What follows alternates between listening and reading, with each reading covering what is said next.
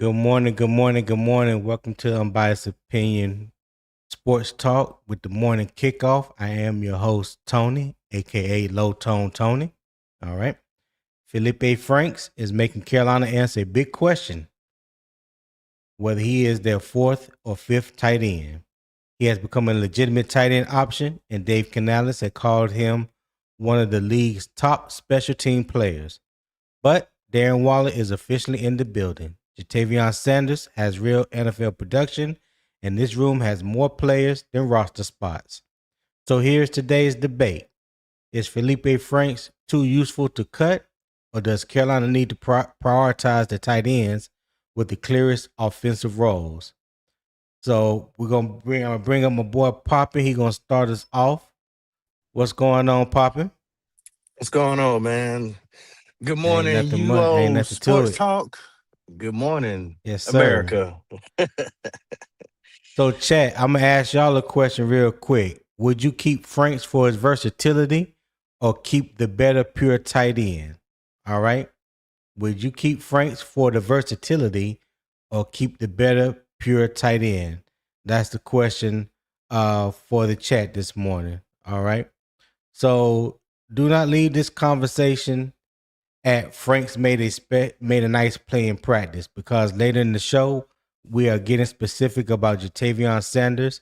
Does Darren Waller's arrival reduce Sanders' opportunity, or can it actually help him become a more complete tight end? Then in the second half, we're going beyond the catches.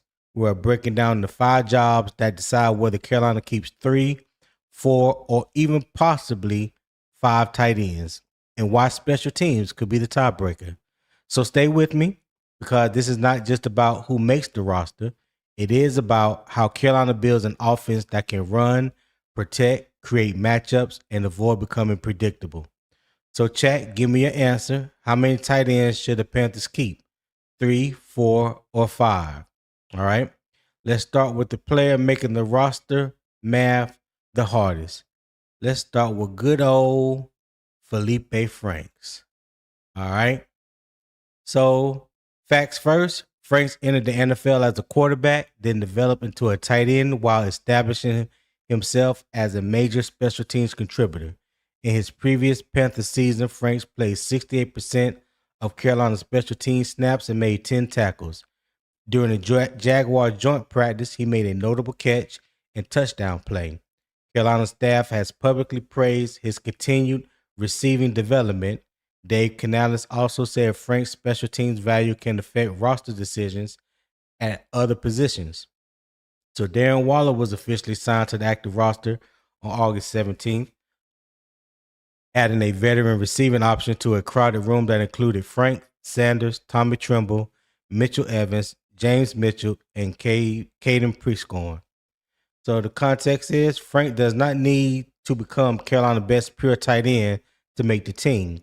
He needs to prove that his combined value is greater than the roster spot he would take from another position. His special team role gives him a floor.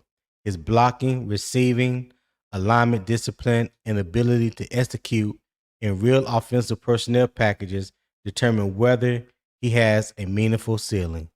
So, Papa, my first question to you, my friend, is Feleipe Franks too valuable to cut, or does Carolina still go with the clearest tight end roles? What say you, my friend? Oh, good old flipping Felipe. Man, what a great story. I love an underdog story. Yes, Um, sir. Yes, sir. I don't know if he's too valuable not to be cut. Um, man, I mean, if all the stars are lining up, he'll be here. But I, I'm gonna tell you, let's start off with the good stuff. I like his energy. Um, I like that he's a dog. I mean, when I keep hearing that, what I'm saying, he's getting into it with this person, that person, it don't matter. Yeah. If you line up on the opposite side of him, he don't like you at that moment. That's what I like. Right. I mean, Right. we've been trying to find that person with that energy, that person with the ish. It's Felipe. Felipe, he Yeah. he ain't he ain't coming to play. And you've seen it in his highlights that he does a little showboating. We need that swagger back. on this team because everybody else is squares. Already. Um, Already. but he's in a hard predicament. Because I would say he possibly could have had a chance of making his team. And this might sound like a hot take, and I've said it before, but I'll say it again. I don't think he makes it. I don't. Wow. I don't That's how think he you makes feel, it. Poppy? You I'm gotta talk to me. Talk well. to me. When they went and got Darren Darren it- Waller. Darren Waller, Yeah. it pushed the needle so far with picking him up because now he's number two, right? You know, he ain't played a single snap and is already on the roster as number two. So that means a person that we're not talking about today, but I'm gonna bring him up in this hot take, is Bryson Tremaine. Now you got Bryson Tremaine, who is also a special Mm-hmm. team ace, fighting with Feleipe Franks. Well, then once you bring Darren in, who plays tight end, who you can also use as a wide receiver, right? Or a tight end. Because if you go Mm-hmm. back, Canales said, well, when we had um um oh God, why he slipped my mind. The our wide receiver that we lost. Um dang it. Oh, Chris Brazzle. When he said, well, we was gonna use Chris Brazzle in this role, somebody who could take the top off. But now that we got Waller, uh um we can use him in that way to take the top off, which means it'll take some of the heat off of T Mac or XL or Coker. Well, and then you can put Right. T Mac in the slot or wherever you want to put him at, right? Well, you're not putting Felipe or Bryson Tremaine in that situation. They don't have the same athletic ability. And that's why Darren is such a dual threat in this offense because he could play tight end or wide receiver. So where does that leave Bryson Tremaine and Felipe? That means somebody got to step up. But they in two different rooms though. Are they? We talking about we talking about the tight end room. I Let know. we talking about I the know. tight end room. So you got six tight ends. So I firmly believe that Tommy Tremble and Mitchell Evans are positions are solid, right? So Right. then you have to bring in Darren Waller. We know Darren Waller is arguably right now the best pass catching tight end that we have. So I figure him to be in that mix. So that's three right there. So if you do keep four, this is where the conversation comes in about Feleipe Franks, Jatavion Sanders, Mm-hmm. Caden Prescorn, James Mitchell. So you got four players that's vying for that last tight end spot. If that's a big if, we do decide to keep four, right? So Right.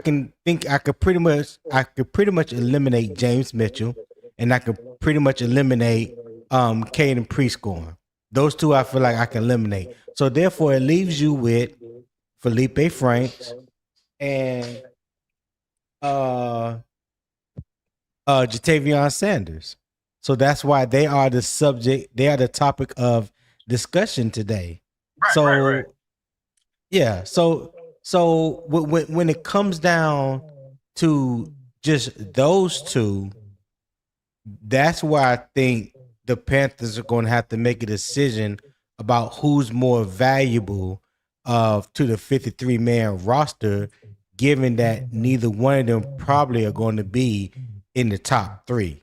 So who brings more value to you as the fourth tight end? That's the question right there, popping. Yeah, and that's why I was doing my whole circular roundabout of who doing what, where they're doing what, how they're important. That's why I threw in Bryson Tremaine because he's a special team ace. Even though he's not a tight end, he's still a big Mm-hmm. body. 6'5", 200 something pounds. He's been a special team ace too as well. Feleipe Frank's been on the practice squad. Has been with us for a while, but I I haven't seen him do anything in the preseason yet. Um, I honestly, I mean, I know we're not talking about James Mitchell, but I've seen him perform He's preseason. Looks good. But as far as value, that's gonna be a hard decision. I mean, ooh, I don't know. We got this is the Well, most look at. interesting room. Go ahead. I'm sorry. Go ahead. This is the most interesting room by far when it comes to all the other rooms. Um, if I have to choose between Felipe, I just wish I've seen more on the field from Felipe. So, um, hmm, I don't think He, I still think Felipe getting cut. I'm gonna stick. I'm gonna stand on that. well, so like I was just saying about the um the value that you would bring to the team as a uh as a tight end if Papa, turn your volume down a little bit because I hear the Okay, okay, reverb. okay. Yeah. How's that? Um yeah, that's good. That's good.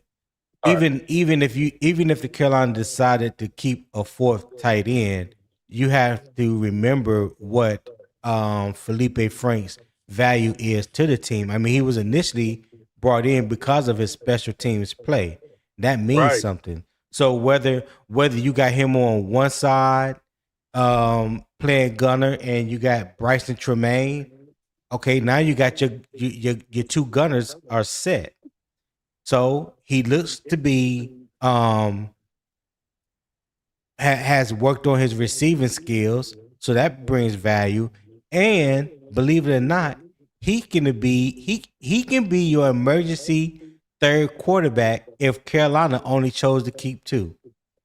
See, a lot of That's people true. don't think about that. Not a lot of people. Hey, Felipe Franks was a quarterback first at the Right. University of Florida. He you know what I'm saying, he signed, I think he signed as an undrafted free agent, Right. if I'm not mistaken, as a quarterback. Didn't work out, made the switch to tight end because he did have the size. But if you needed him to play quarterback in the pinch, he has value that way. So he has value three different ways. Yeah, he ain't throwing no football. I'm gonna tell you that now. He ain't doing that. That was a good one. So hey, let me try I'm this just one saying. on for size. Let me throw, I know you probably ain't thought about this one. Um, but I think there's another person that threatened Felipe job too. And he don't play on the Mm-hmm. offense. But I think Kuwas threatened his job as well. And Bryson Tremaine, even though I know Bryson Tremaine ain't a tight end.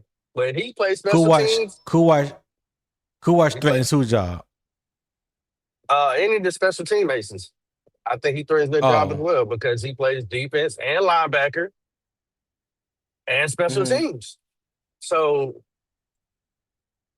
just saying, like that's just to me, that's just another guy that threatens one of any no, that guy threatens any of the guys on this special teams room making the roster. Yeah. I mean, I know like I said, that might be far fetched for some people to think of, but uh he's Felipe got to show something on the field.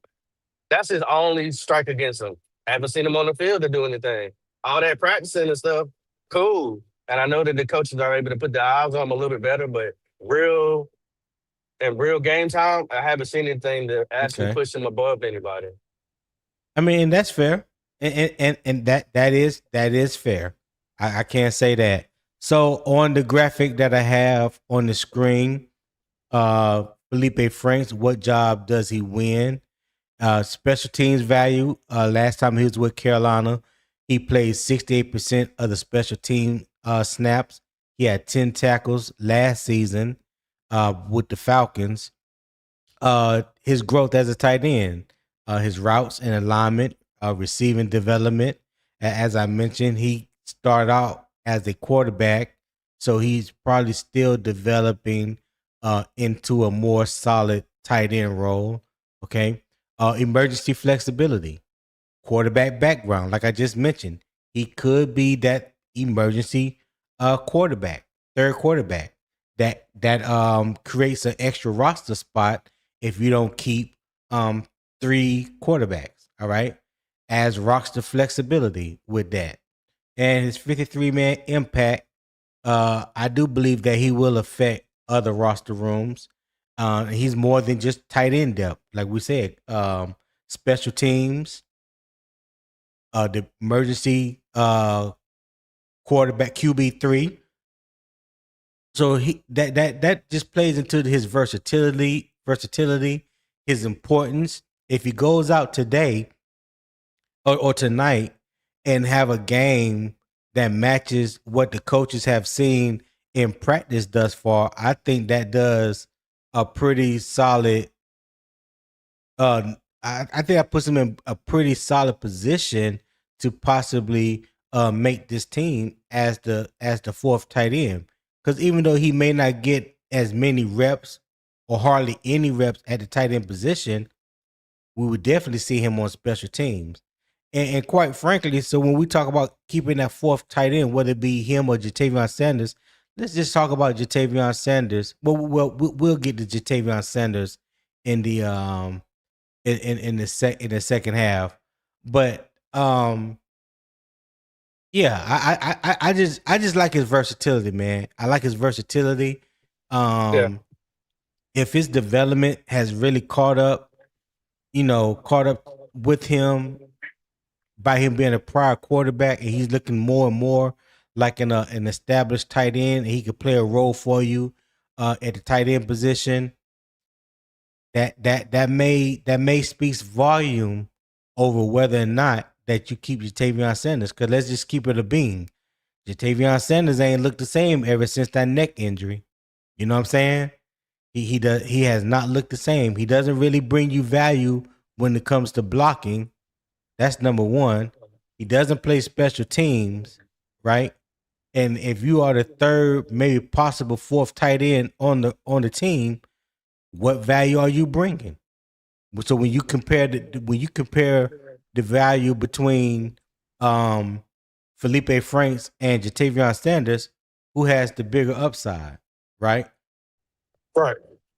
Yeah. I mean, he has a Yeah, strong case of why he should make this team because of everything that he has to offer. Um, what do you feel about his blocking? I haven't really paid attention about his blocking. Do you think he can block? Have you seen it on video? Uh, have they tried to use yeah, him as blocking? I haven't really seen it yeah. or paid attention, to know if he's a I good blocker or yeah. not. He's a good blocker. He's a good blocker. He's a willing blocker. He don't mind getting his hands dirty. He don't mind throwing his body into the mix. I mean, like I said, as far as developing, I mean that goes along with everything else with the tight end position. Not only his hands, but his blocking as well. But I could tell you from what I've seen, he definitely looks like a better blocker than Jatavion Sanders, and it's not even close in my opinion. You know what I'm saying? Feleipe Franks can be somewhat of a hothead. So Oh, if you hmm can keep him under control from that aspect and have him utilize that anger and emotion, with his physical play, as opposed to being rude or getting personal fouls and all this kind of stuff, then yeah, I definitely think you have something with him. What you think? I think it's a hard transition and I mean from a mental aspect when I'm saying this. I think it's a hard transition from going to being hit to being a hitter. That Hmm. balance of taking a hit and then applying that same type of pain to somebody else, it's a switch that you got to have on and off. But hey, that's part of the game. You know, you got to be able to switch Yeah, it on and off. He does have to control his emotions, but that's what I like about him. I like the fact that he's a ticking time bomb. You just not going to sit yeah, here and bully me or do something and get away with it. And think I'm not going to get my lick back. We need those type of players here. When I yeah. started out, But pop, he brings it, but but you can't don't cause us need to it lose to a the game point. though. Right. Thank you. Okay, Yeah, he thank got to you. have I'm emotional glad you said that. intelligence. Yeah, he got to have Right. emotional intelligence when doing it. Because you can't risk Hurting us the team. hurting the team. But Yeah. as far as that dog, yeah, he Oh him yeah. him and Definitely him want that and dog in him. him and Darren are the dogs in that tight end room. I don't know about the other guys. Man. I don't see that Him in and them. him and Darren Waller. Yeah, him and Darren Waller are the dogs in that tight So end you room. so you mean to tell me you honestly don't think Tommy Tremor got that dog in him? Come on now. Yeah, he got a little bite. You know, he got a little bite on him. You Nah, know, ain't no yeah, ain't no little bite. yeah. But Nah, he a I ain't hurt gonna let you do him like that. he a hurt dog. You know, he gonna bite you, but he a hurt Oh dog, my man. god. I've always said Tommy Trumbull was a fullback. I ain't never thought of him as a tight end, but that's just me. You know what I mean? As a I didn't. fullback? Yeah, I didn't want to re-sign Tommy Trumbull. Hmm. I thought it was. I just didn't. I didn't like him. I get you. I'm still not crazy about him either. Uh, Well, I would say this. Who at that time of Tommy Tremble being re-signed, who else in that tight end room was better than him? um, it, Who else in that tight end room was better than Tommy Tremble at the time he resigned? Now this was probably just no, 2 years pr- ago. probably nobody, but I wouldn't have cared Okay. because I just draft somebody else. I don't. You know what? Tommy Trumbull what 6'3"?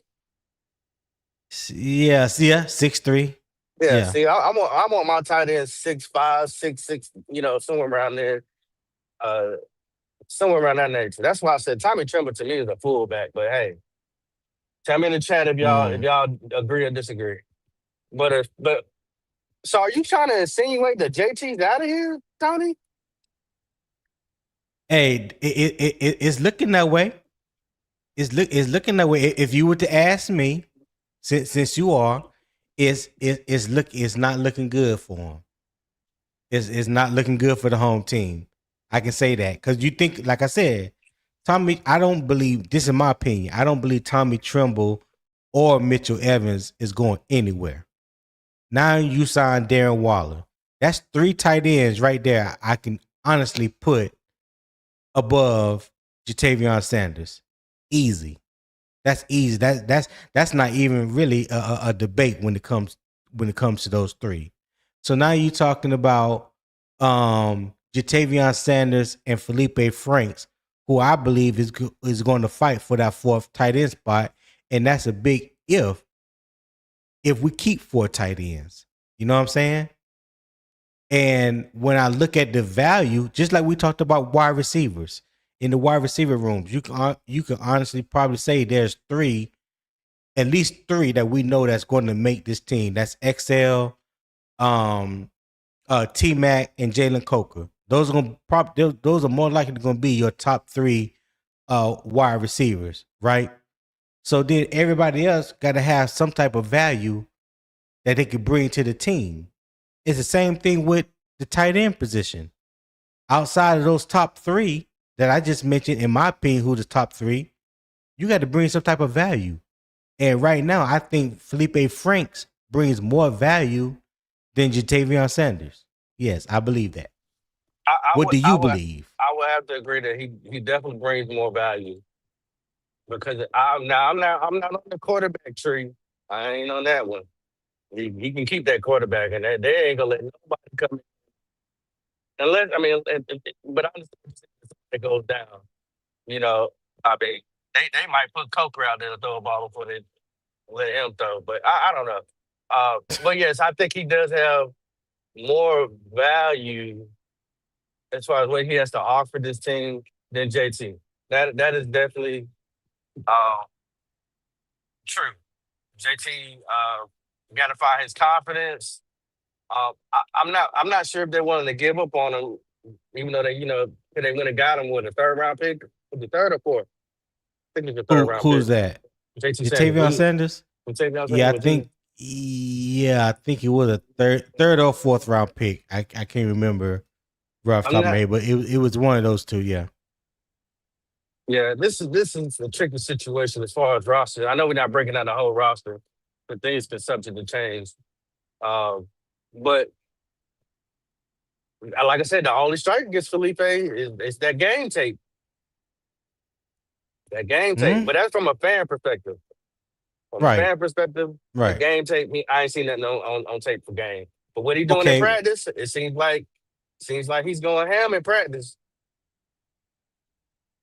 Okay. All right. Hey, Nick, I just dropped the link, man. If you want to hit the link and come up, even though we ain't talking about wide receivers, he already talking about coca this, coca that. Oh Lord, Oh Lord, leave that coke it's alone, gonna Nick. be it's gonna be a long day. It's gonna be a long day. All right, but so my first question to you, Poppin. Mm-hmm. Well, before I even get to that, let me ask you this question: What would you need to see from Feleipe Franks in tonight's game against the Jaguars that would change your mind? Well, And let me say this. King James Mhm. said Sanders was a third rounder. He was a third rounder. Okay, appreciate Okay, that, King James. King. Go ahead. Uh, Let me say this. I'm not against Feleipe Franks making the team. I think you need somebody that brings that spark on the field, no matter what position they play. And he's a fire starter, and that's what I like because we ain't got that on offense. Um, so whatever he's doing in practice, them highlights that we seeing, that swag he's bring that to the preseason game.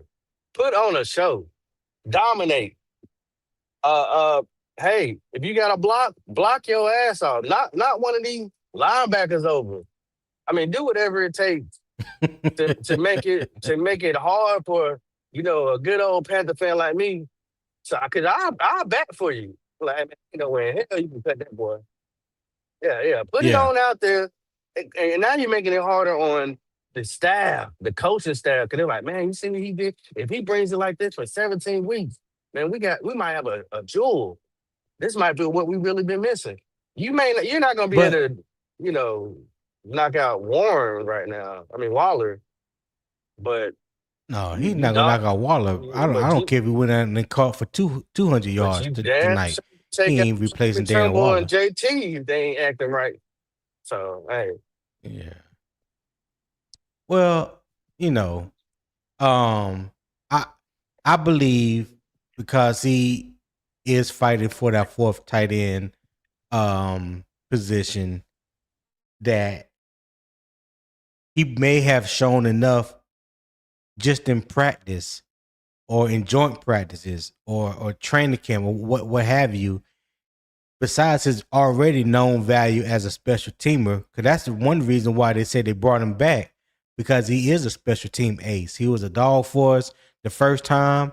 He was a dog, in Atlanta. That's one of the reasons why Dave Canales them brought him back. So if you can add to that value by showing that you can possibly be, the fourth tight end, and then also adding value that you can be the emergency quarterback, these are the conversations that Dan, Dave, and Brent Tillis and those guys are going to be having before they make this roster cut down. And the more you can do, like Dave has always said, the more you can do, that increases your value, which helps you to make this 53-man roster. So that's why I go back and say, if Tavion Sanders doesn't bring you any value besides catching the football, and right now you can arguably say it's average or below average. Come on, Poppin. We gotta think logically here. well, I mean, okay, let's say that, but people could say the same thing about Mitchell too. They be like, well, he doesn't bring us anything blocking Mm-hmm. on the offense, but he doesn't bring anything for special teams. He's not a gunner. So I mean, can we say he's all the way clear? And he's already had a little couple nicks too. Who? So Mitchell, the other tight end, Yeah, not James I don't. Mitchell, I don't. Mitchell Evans. Oh, Mitchell Evans. Oh yeah, he good. Mitchell Evans good. Well, I was Yeah, playing devil's advocate. I mean, how yeah. much value does I he know. But bring? it didn't. It didn't hit. It didn't hit. Hey, Logic Q said, Carolina may need to use JT Sanders as collateral, draft stock, or bring in another true middle linebacker. Hopefully, running back stays healthy. And that's another thing. I appreciate that comment, Q. Hey, that's another thing though. You could possibly trade Jatavion Sanders for a linebacker that we need. What you think about that? What you think Yeah, about Jatavion Sanders and his trade value? it ain't that. But I mean, you might be able to get a fourth or a fifth maybe for him because of the injury. I mean, I think he's had maybe one surgery, Mm-hmm. but outside of that, I mean, you probably can get a fourth or a Who, fifth for who him. had? Hold on. You said who has one surgery? JT Sanders, I think he's had one or two surgeries. Yeah, but that Uh, I think it's one, but that one was a big one. That's yeah, his neck. I, Yeah, I know that's what I said. One or two surgeries. yeah. His ankle one time I believe, and his neck was another one. So you might, like I said, you might be able to get a fourth or a fifth for him. For a linebacker, I'm taking Mm-hmm. it all day. I mean, I'm taking it today, this afternoon, actually, right now, this morning. Yeah, absolutely. That's the, Hey, Eternal. Eternal says so. If we cut it tight end and Waller on a 1 year deal, pretty much, are we drafting another tight end next year? I have no idea. Who's to say that Waller won't have a extraordinary year for us and play at least 15 games, and the Carolina may be looking to extend them for another year or two. We don't know. It's way too soon. It's way too early to be thinking like that. What you think? What you think, Papa? yeah, that's too far ahead for me to be thinking about if Yeah. we give up JT. Because the thing is, if forget Darren right for 1 second, if Felipe Mm-hmm. is bringing you more, then it really doesn't matter if we draft another tight end. Not you can still keep the same tight end, bro. Tommy Tremble's contract's up after this year. I don't believe he'll be on the roster next year. I don't. I don't. So you're probably Okay. gonna get somewhere, but it won't be no third round pick. I know. I can tell you that. Mm. All right. I, Okay. All right. I'm just trying to see if they're gonna really carry four tight ends though. I mean, yeah. That's the thing. That's the thing. That's what makes cutting the roster down from 90 players that you are the max you are allowed to have in training camp to get down to 53. And then Uh, once you get to that 53, there's still going to be other cuts to be made if somebody else cuts or release a player on their roster that you may deem valuable for your roster and you need them on your 53. So just because somebody may make the initial 53, 24, 48 hours later, that spot can be gone. You That's know what I'm true. saying? That's true. There's 31 other chess moves that need to be made that can create an opening for your roster. You know what I'm saying? Or opening on your practice squad. Like just because we see that first initial 53-man roster, I don't want people to get, upset or Comfortable. happy, Yeah. yeah, or comfortable because that's gonna change. And that's and Believe it or that's the not. that's the problem. Like, okay, let's say everybody stays healthy, right? You're making your 53. I don't. Mhm. We didn't carry four tight ends last year. We carried JT, Trumbull, Mitchell Evans. That was three. Was If that you had who you say now? It was Mitchell Trimble. and Mitchell No, Evans, no, it was Trimble, Mitchell Evans, JT Sanders, and Trimble, Mitchell Evans, JT Sanders, and that James was it. Mitchell. James It Mitchell. was James Mitchell was on the practice squad, right? well, he don't He count for was the he was he 53. off and on? Right, right, I right. don't. He I think he was off and on. Okay, I can't remember So exactly.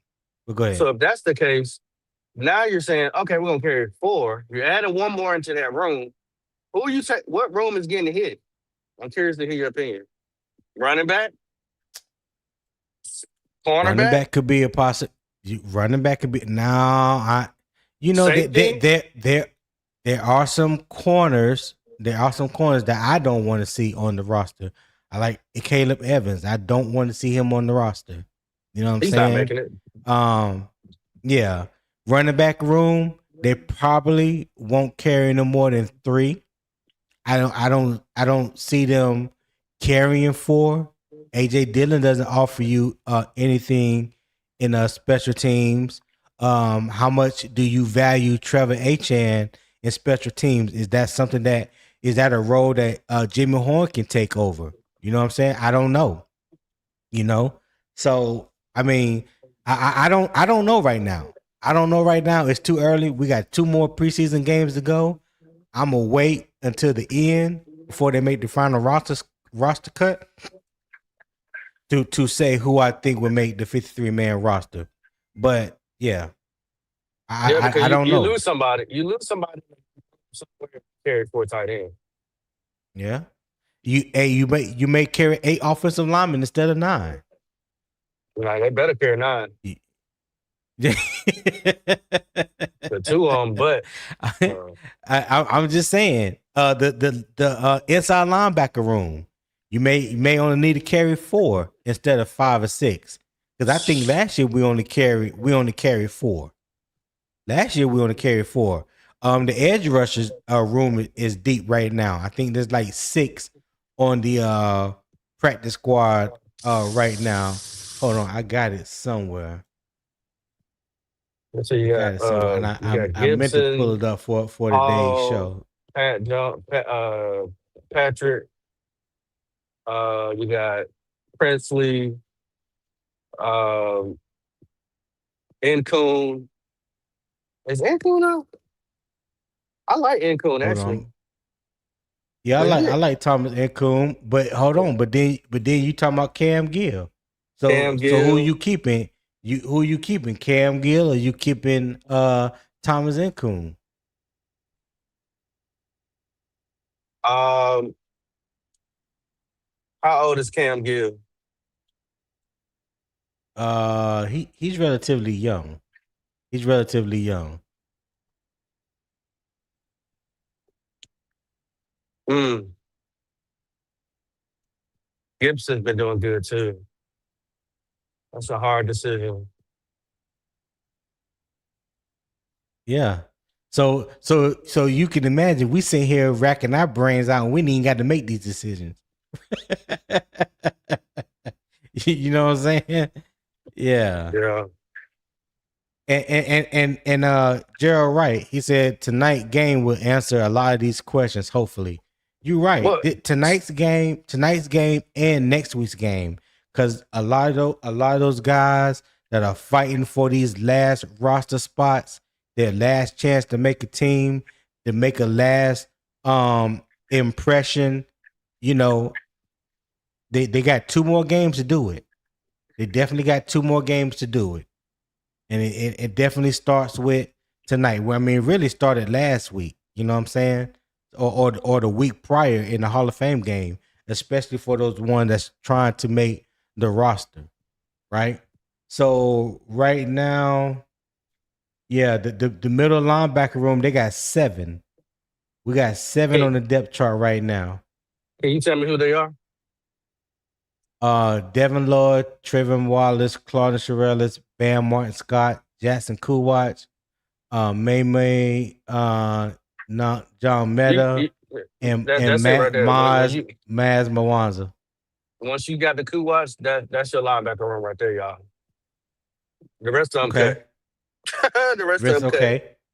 All right. Coup watch has made this team. I've been watching him. He's made this team. So the edge rushers, you got Pat Jones, Jalen Phillips, Princely, Travis Gibson, Thomas Incoon, Jeremiah Moon, and Cam Cut. Gill. Actually, Cam Gill is number 4 on the depth chart on one side, on Pat Jones' side.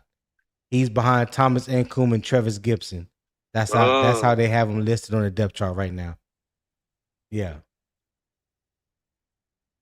Mm-hmm. That's no. There's 1, 2, 3, 4. There's 6 running backs on the roster right now.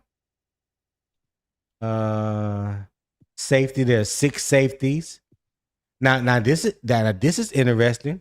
You know, Trayvon Moore, Nick Scott, Zakee Wheatley, Lathan Ransom, Isaiah Simmons, and Damani Richardson. What you doing there? Isaiah Simmons got special team value. You gonna cut Yeah, him? Demani Richardson probably cut. I think he carried 5 Okay. safeties. Okay. All right. Cornerbacks. 1, 2, 3, 4, 5, 6, 7, 8, 9, 10. There's 11 cornerbacks. You probably ain't gonna carry no more than 5, maybe 6 cornerbacks. We already know who's gonna be in the Yeah. cornerback room. That room is already solidified. We already know who they are. But Tyreek Thunderbird should have been cut after the Hall of Fame game. I don't know why he's still on the team. Don't Caleb worry. Evans, he should be right along with him. Yep. Yeah. So yeah, there's like, listen, I don't envy these coaches, these GMs, none of these guys when it comes to making these decisions, because they not only are doing things that are in the betterment for the team, they're also crushing a lot of dreams, a lot of hopes and dreams of players that are trying to make it in the NFL. And for somebody to knock on your door or give you a call and say, bring your playbook with you, that's the last thing that you want to hear. Somebody say to bring your coach want to see you and bring your playbook with you. Bring your key God fob. damn. Bring your key fob. Oh, don't even worry about that, because that's already done been cut off. As soon as you exit the building, ain't no getting back in. Getting back in. Yeah. So back to good old Feleipe Franks. Yeah. Because I know you say you haven't seen enough about his routes, as a route runner. So I'm not gonna ask that question. Do you believe he can hold up as a blocker with real NFL reps? Yeah, I think just the way he's wired, that once he make that mistake, he's not gonna let it happen again. I just think he's wired that way. He's like, "Oh, you got me this time, but next time, I'm a fix that." So I'm gonna be definitely keeping my eye on him tonight. Definitely him and JT got to have a good game tonight. But just to stick with him, he has good size, pause. He brings the energy. I know he's been working to get more acclimated as a tight end. I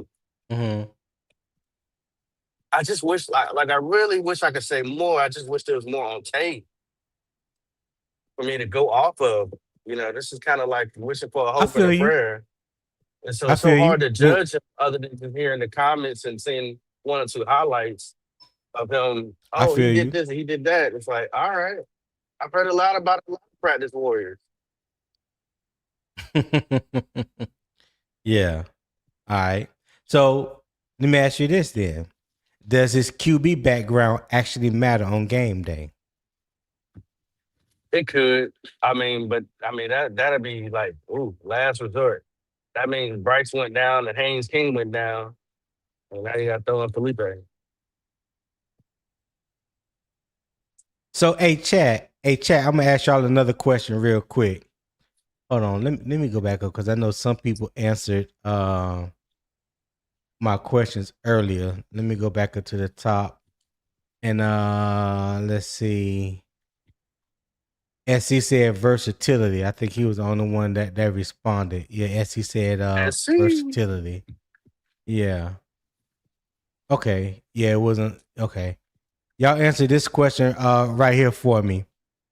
If Carolina keeps Feleipe Franks, which job makes that decision worth it? Will it be special teams, receiving, blocking, or emergency flexibility? Meaning the quarterback, the emergency quarterback. Okay, all right. So if Carolina keeps Franks, which job makes that decision worth it? Special teams, receiving, blocking, or emergency QB? Y'all let me know in the chat, and I would definitely read it. Eternal said, "Man, Franks is a special teamer. It's not complex." Okay, no, it's not. It's not complex. You're right. It's not complex. But when you talking about trying to make possibly the last tight end spot for the 53 man roster, whose value is more important? Will it be Feleipe Franks or Tavion Sanders? So we know Tavion Sanders don't play no special teams. His blocking is pretty much obsolete. We know he's not a good blocker, and his pass catching is average or below average. So those are the options that we're weighing when they talk about value when it comes to that last tight end position. All right, Eternal. See what else he come up with. B. Amos says special teams. All right, B. Amos. Tebow says special teams. S.C. Romaine said special teams. Q says special teams all day, then versatility. All right. Reality B says special teams and then receiving. Tebow said that's why he was brought back here for. Exactly. And Gerald Stick Jones says special teams. All right, fellas. So, popping. Which job makes that decision worth it? What job makes it worth it? Special teams, receiving, blocking, or emergency QB? Well, I mean, since they brought him back for special teams, I mean, we already know that he's good at it.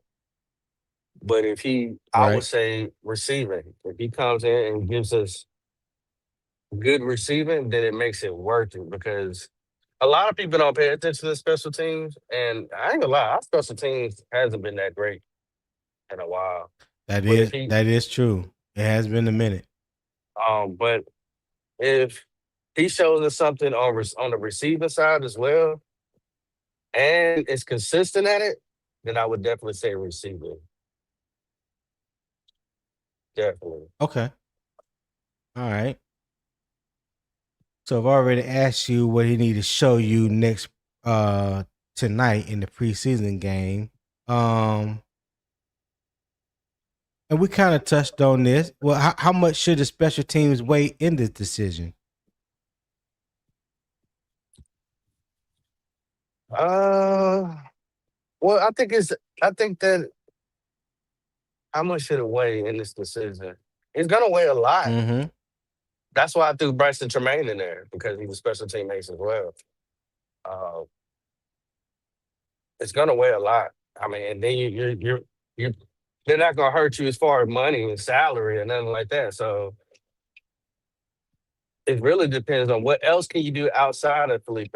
I mean, outside of Felipe, what else can you do outside of uh, special team? Because if you got that solid, and I think really all they've been waiting on is to see if he can really develop into a tight end. How far along is he that we can actually count on him? It's really what can you put up? What can you put forward on the offense? That's really what it is. It's nothing else. We already know he's good on special teams. What can he bring on offense? And that goes down for him. And that's why I see where your argument is when it comes to JT. JT doesn't offer you that. But is Felipe a better tight end on offense than JT? Even though JT has been nicked up, been having the worst of luck when it comes to injuries. And some people go through that. That's why I don't want to count him all the way out because he might turn it around. And hopefully he'll be able to rip some of the Band-Aids off.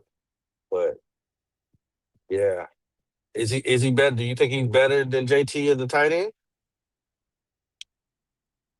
I can't like you said. I can't say that because I haven't seen enough of him at the tight end position. So if we just talking about strictly tight end position, I would say JT got it. Just strictly playing tight end because I haven't seen a good enough sample size of Feleipe Franks playing just tight end. You know what I'm saying? Right. Yeah. So Logic Q said by having quarterback experience is a big asset, insurance if need be. See, that's what I'm talking about. That's what I'm talking about.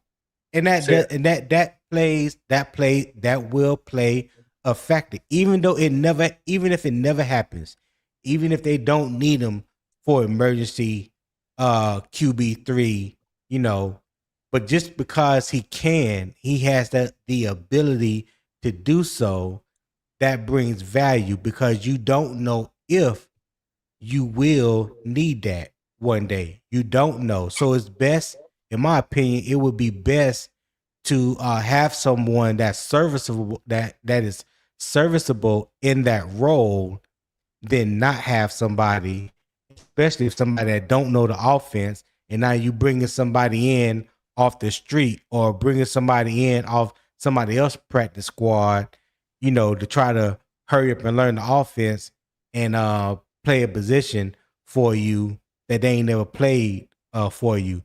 But say if it happens in game, who never knows who's your emergency quarterback then. I remember it happened to San Francisco. Was it last year or the year before last? Year before, I think. And C-Mac. and Christian, and Christian McCaffrey played quarterback one game. You remember that? Yeah, I remember that. That was the game to get them first. They was in the playoff doing that. Yeah, Was that the playoff? yeah, that's right. Yeah, I think so. Yeah. So we can never say never when it's 17 games on the schedule, and possibly more if you make it to the playoffs. So having that third emergency option, whether he's a quarterback on your roster or not, he is a former quarterback. And I think there's some things he could probably just step in and do for you. I mean, he could be a dual threat for you. He could be a running quarterback for you. Yeah. So yeah. See, Tom, that's why I'm gonna stay away from that value, because once you go out there, boy, they're gonna be on your ass, Brady.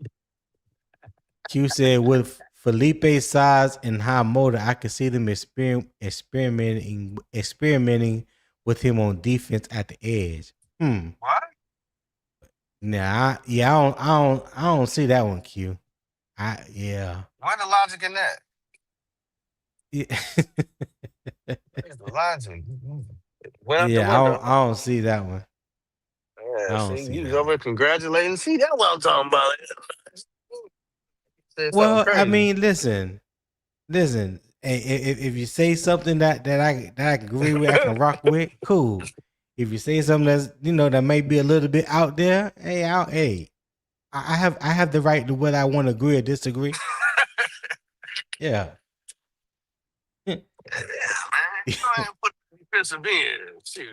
DCAT said edge. With the edge. Reality Beast said we got enough bad QBs. All right, Reality Beast. All right, man. Thank you, Reality. But see, they don't know what they're saying. Q said he's thinking about the possibility of injuries. I get you. I get it. But I think we good. I think we good from an edge standpoint. Even though, like I said, with the edge with the injury right now that cost us Nick Scotton for the season, we still deep in that room. We are still deep in that room. So I think we're good when it comes to that. All right. What's up, D-Cash? D-Cash. Eternal said our tight end production was 200. We need our tight ends to focus on getting 700 to 900. All right. I got you on that one, Eternal. That would be nice. Yeah. That would be nice. They got to scheme them up, and they also got to throw them the ball. Yep. So let's see. Hey, if you are just joining us, this is not simply a tight end debate. Frank's value could change how Carolina builds the bottom of its entire roster. All right. If this is the kind of roster conversation you want, facts first, football context, no fake hot takes, hit the like and subscribe to Unbiased Opinion Sports Talk. I just dropped the banner on the screen. Is youtube.com/@UO Sports Talk. I did see some people, maybe you're not subscribed to my channel, but you are watching through Carolina Armchair GM CJ's channel. If you would open up another browser on your desktop, your laptop, your tablet, or your phone, go to youtube.com/@UO Sports Talk. I am here Monday through Friday, 7 a.m. Eastern Time. So you may be in the gym, may be doing Pilates, going to work, coming from work, dropping the kids off, whatever the case may be. Early in the morning, if you're just an early bird, listen, I'm here 5 days a week at 7 a.m. Eastern Time, trying to bring you a source of good conversation, some laughter, some football. You know, especially if you're a Panthers fan, let me be that source of entertainment for you. Let me be that source of conversation for you. Let me be that bring that great debate. You know, that things that make you some on your mind. All right. So I appreciate if you would subscribe to the channel. Also, I will drop the QR code at the top. You can scan that QR code, donate to the channel. My daily goal is $25. Again, not trying to pay rent or car note. It's just $25 to the channel, showing your love and support for what the morning kickoff with unbiased opinion bring to you. Okay, I would greatly appreciate that. And if you see my avatar in the chat, you can click on the avatar and it will take you directly to my channel and you can sign up that way. Okay. I greatly appreciate that as well. All right. So I will leave the QR code up there for a minute. And if you do donate to the channel, let me know in the chat so that way I can properly shout you out, because I don't get an automatic alert. So yeah, I don't want you to think that I forgot about you or didn't mention it. So yeah, if you do donate, let me know in the chat. You don't have to be a member of PayPal. All you have to do is click that link, pull out your trusted debit card, and just give what your heart tells you to give. All right. So let's transition. Go ahead. You about to say something, Poppin'? Yeah, I got one more. Two things I want to ask. One, where did they Yeah. have him on the roster? Tight end, what? Where is it at? 1, 2, 3. Matter of fact, right now they have him tight end 5. They have him behind James Mitchell. So okay, well, because James Mitchell, he's played in every preseason game. He's been making catches. Other than that dumb call they called the last one with a tight end screen, that was just a stupid call. But Yeah. anyway, so that means he's gonna be out there with Kyle Trask today. Yeah. Yeah. It looks that way. Ooh. Unless they find some reason to put him out there with Kenny Pickett to see what he got. See, that can determine a lot whether he gets the ball. Because Yeah. Kyle Trask can throw you a pick immediately. Wow. Yes, sir. What was your other question? That was where I was gonna go with it with that, because I was wondering where he was gonna be, what quarterback he was gonna be playing with, and I don't know if you're gonna get much with him playing with Kyle Trask. I just don't. Oh man, that sucks. If it was with Kenny Pickett, he has more of a chance to display a little bit more offensive production. I guess keep your eyes out on him blocking today. It is raining in Charlotte, guys. It is raining, so if they playing here, it's gonna be Well, wet. they in Jacksonville. They're in Jacksonville Oh, tonight. they're in They're not in Jacksonville. Charlotte. They're in Jackson. Yeah. In Jackson. Cool. Yeah, they in Duval County. Duval. Yes, sir. Yes, Yeah. sir. All right. Okay. So now we're gonna go ahead and just take to my halftime spotlight, and that is Tavion Sanders. All right. Good old Tavion Sanders. So let me give you the facts first. Sanders enters his third NFL season with 62 career receptions for 532 yards and 2 touchdowns.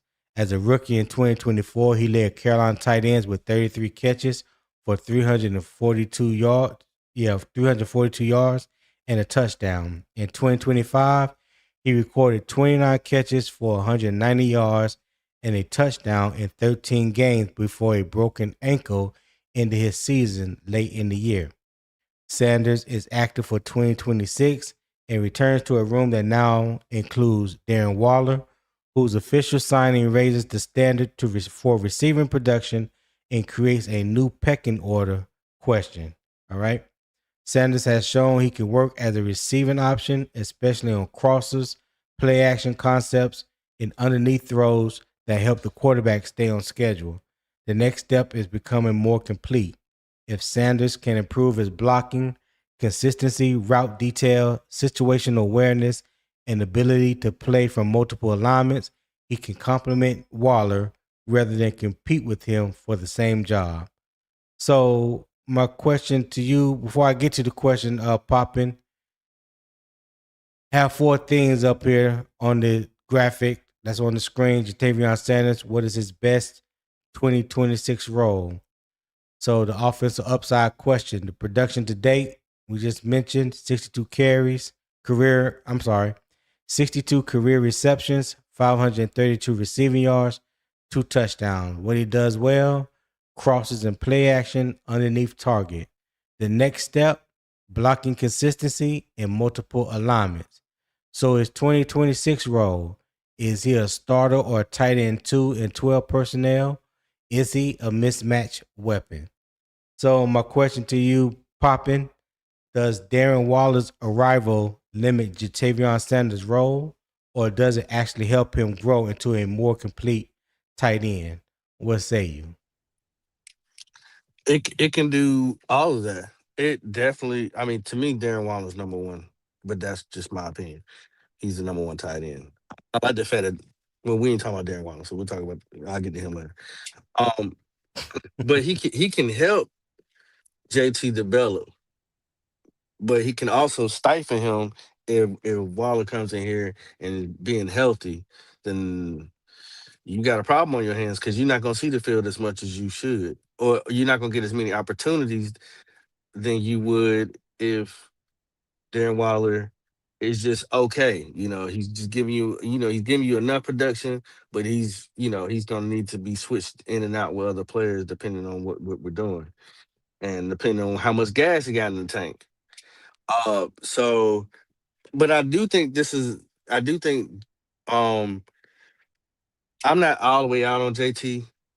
Um, but this Mm-hmm. this this could help him and hurt him at the same time. Um, it's not that easy to say, oh, he's out. I, that I don't believe that's that's all the way true. But Darren Waller he's pushed everybody to the side. It don't matter who it is. Tommy Trumbull, Mitchell, both Mitchells, they y'all all taking a back seat to him at this point. Okay. All right. Um, I think yeah, I believe it could be both. I believe 2 things could be true. Um, Even though one will affect you in a good way, and one would affect you in a negative way. The good way is, you know, if you keep Jatavion Sanders, he has somebody that he can actually learn from when it comes to Hmm. being a better pass catching tight end, right? You can definitely learn from him when it comes to that. But at the same time, it can hurt you. It can hurt you if you don't learn anything from him. If what you pick up from him, you don't implement it into your own game or use it in a positive way for your own game.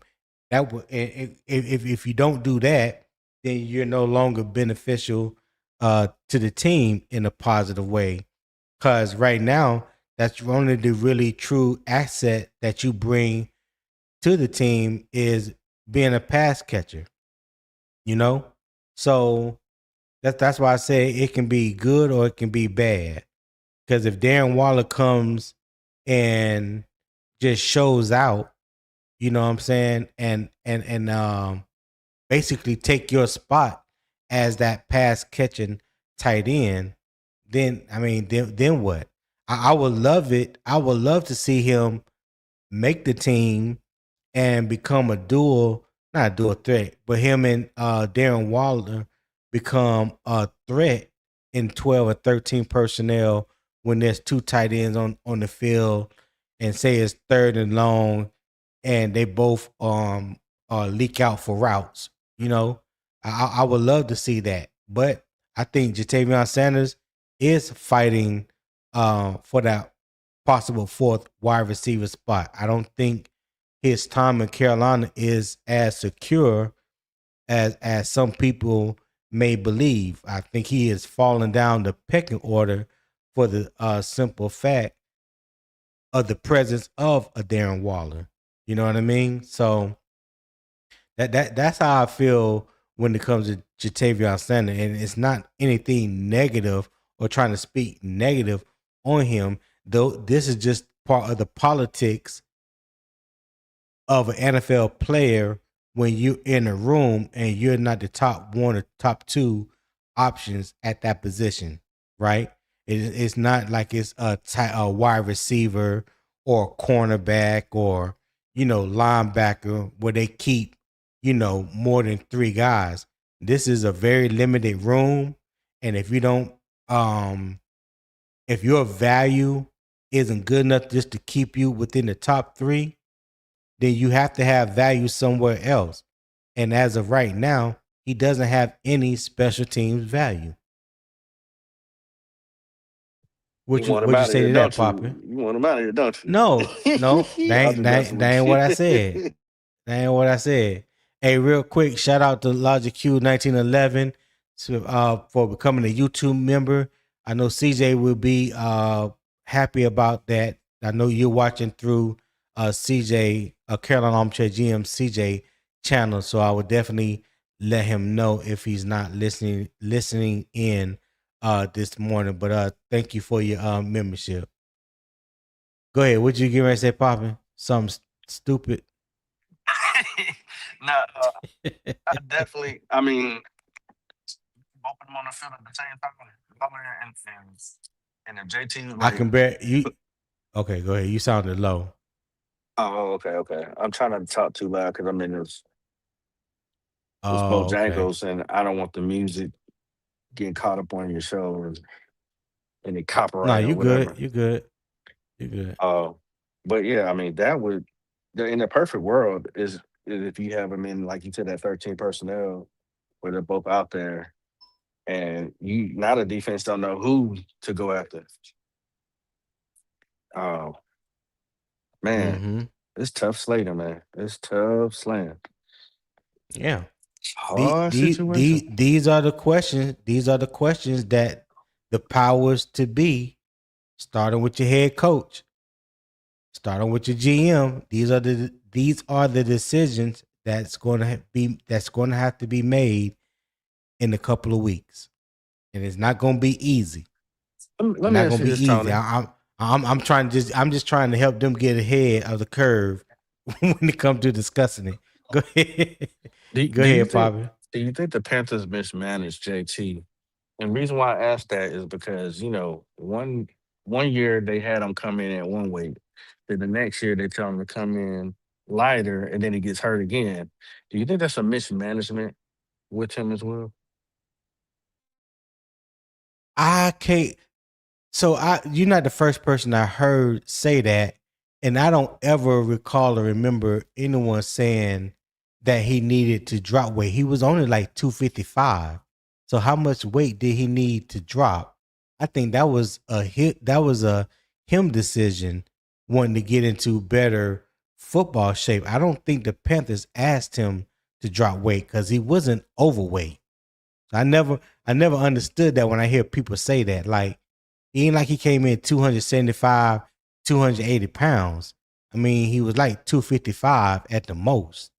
So I don't, I, yeah, I, I don't think the Panthers asked him to drop down to 235, 240. Yeah, I think I seen that somewhere where I think I heard one of the coaches talking about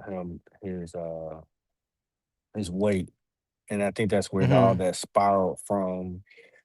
What plan they had for him coming into the next year. Uh, so, and then I guess it also doesn't help when you hear the coaching staff when they have their pressers once everybody gets in, they're like, oh yeah, he came in lighter, he's looking in better shape. Yeah. That makes it kind of make me think that you agree with that, like that was something y'all put into place, before the season, in off Yeah. season. I okay. So yeah, I can I get where people may take that, assume that or whatever. I'm just saying I just never heard that the Panthers asked him to drop weight. 'Cause that to me that would be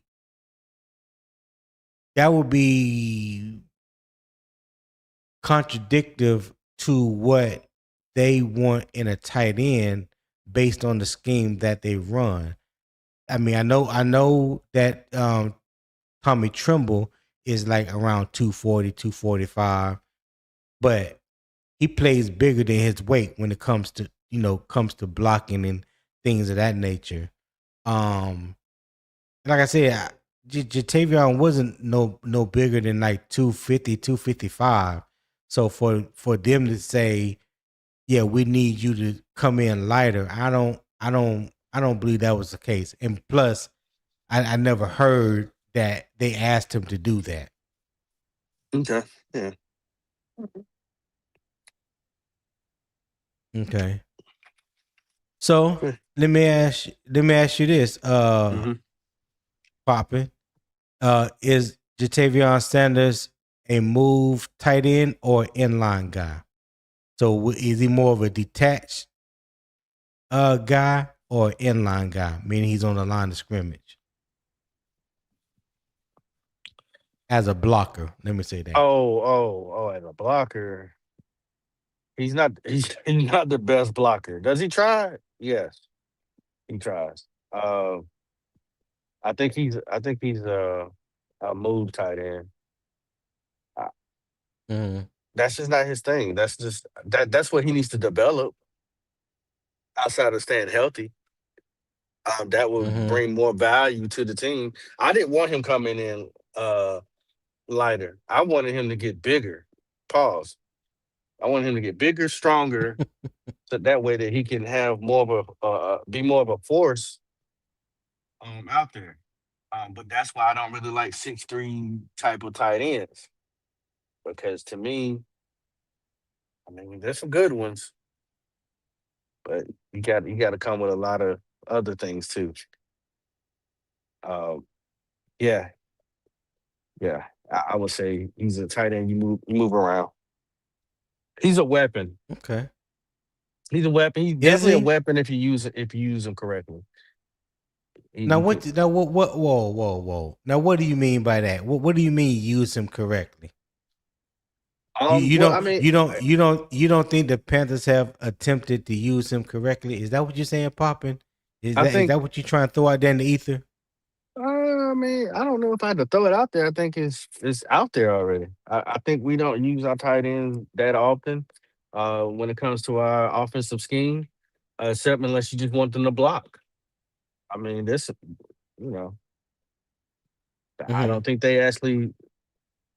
I mean, Dave Canales has been called out about it.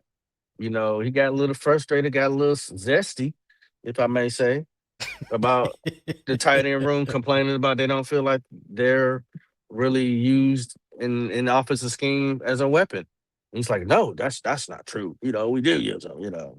However he says it. And Yeah. so it's been documented. So it's not just him, but and that's one of the problems that I do have with Canales is using your personnel correctly.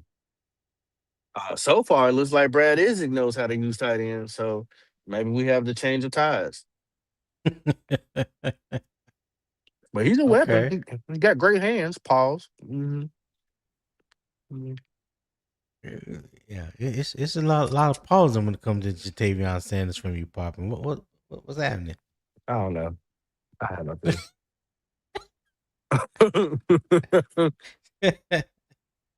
Okay. Okay. I think it's a good question. What does Jatavion Sanders need to fix as a blocker? We've already mentioned how good of a pass catcher he is. You know, Papa, you highlighted how big his hands is. Pause. Mm-hmm. What does he need to fix as a blocker? His base. He's not strong enough.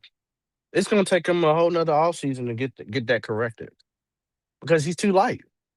Too light in the air. In my opinion, it's too light.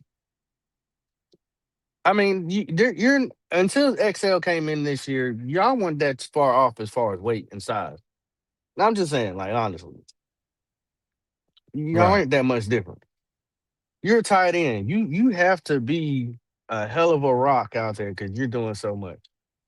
And he's light. So if you're only going to use him like that, that means you're coming off the field because sometimes we don't need you. So his base, he don't have a strong base. He's not that strong. He's not that powerful. He's not moving anybody. Like I said, I think he needs a whole off season to put on another 15 pounds, and it needs to be strong, heavy weight so that he doesn't get overpowered. I'm seeing cornerbacks overpower him. Cornerbacks on a tight end? That's absurd. Yeah, but I've seen it. That's crazy work. I've seen it. That's crazy work. Now, did he try? Oh yeah, he tried. But he looked terrible at doing it too. Getting your ass bust by a cornerback. Come on now. Yeah. So when you just said all that you just said, how does it bode well for him in that fourth tight end spot? I mean, he might need to get him some knee pads. Stop it. Cut it out, man. Cut it out. Cut it out, dog. I don't think he's out of here, but and you know what? Because you said it, and because Logic said it, he might be a guy and later on in the season that may be traded. Seriously. He's got to work his ass off. At the end of the season or before the season? In the middle of the season. You know how everybody do. Yeah. He might be out of here. I think he'll make it. But he on thin ice. He running on wet turf. Put it like that. Ain't gonna end well. He said wet turf. Okay. Damn. Reality B said pause on the knee pads. That's oh. Big Walt said not big or powerful, not really fast or athletic. He's not. Mute your mic, Pop. I don't know what you're doing. He's not a special teamer. What value does he hold? That's what I've been saying, Mr. Big Walt. That's what I've been asking for the past hour and 20 minutes. You know, Popping want to dance all around, you know, what's really in front of him. You know, so listen, I've been asking that same question. DCAS said Tony the rookie was going crazy in that Texans game last night. Who you talking about, DCAS? Oh, the rookies. Okay. The rookies, they were making plays. Yeah, I didn't watch that game. I just saw some of the highlights while I was eating breakfast this morning. But yeah. Logic Q said, I'll say trade him today. Hey, something trade him now, whatever trade value he may have before another serious injury. Trade him while you can, man. That's what I say. If you are the number 4 tight end, I think there's 3 that's already established. If he was like number 2 or number 3, then I would feel differently, where my stance is, But right now, I don't see him being in the top 3, not with the recent signing of Darren Waller, and I don't put him ahead of Mitchell Evans or Tommy Tremble right now. So yeah, Q, I definitely agree with you when it comes to that. And H. Fish said, "LOL." Go ahead, Tommy Papa. Trumbo ain't beating him by much. Ain't by much. Why not? He hold on. First of all, let me just count the ways. Go ahead. He's Go ahead and tougher turn than it to the JT. attorney. No. Because you made the comment that you just made, and so I'm going to rebut that comment and say he's tougher than JT. He's a much better blocker. That's not even in question. Right now, I think Tommy Tremble runs better routes than JT, and it ain't really that much difference between the two when it comes to hands. So, that's what I said. Tommy Tremble ain't got about much. That's all I said. He ain't got about much. No, he got he got him. What he offered got on him. special teams, Tony. Yeah. All this special teams talk. Who? What Tommy provide on special teams? Well, we're not talking about Tommy and special teams because his value is deeper than special teams, and you and I know that. Don't try to alter the conversation. Yeah, don't. Yeah, Tommy. NH Fisher, Tommy ain't shit. Okay, now you're doing too much. Okay, matter of fact, well, why do he have that jersey number? Yeah, he need to come off of that. Who? JT. Yeah, he won. He been wanting that jersey number ever since Brian Burns was here. Yeah, when he left, he was glad to get number 0 because that was his college number. Cat Daddy, what's happening? What's happening, pimp? How y'all doing? Hey, I heard you came back with a tan. Yeah, boy. We all did. Yes, sir. What you thinking about the conversation that we're having thus far this morning about Tavion Sanders and Feleipe Franks? I'm not even gonna lie to you. I haven't heard a bit. I came in and this is a really slow day so far at the office, and I just joined. Okay, cool. Ain't no problem. Catch me up real quick. So the tight end room right now, whether Carolina decides to keep 3 or 4, in my opinion, the top 3 tight ends are Tommy Tremble, Mitchell Evans, and Darren Waller.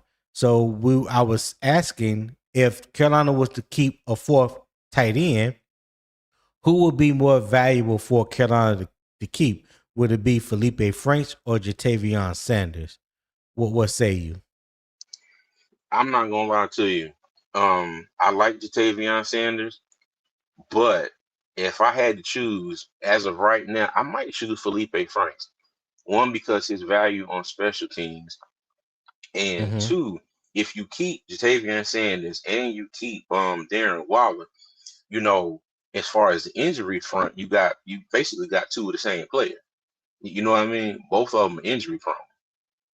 So, I doubt if Darren Waller goes out here and not necessarily shows out, but he's consistent and these last 2 games, and he shows the Darren Waller that we've seen before.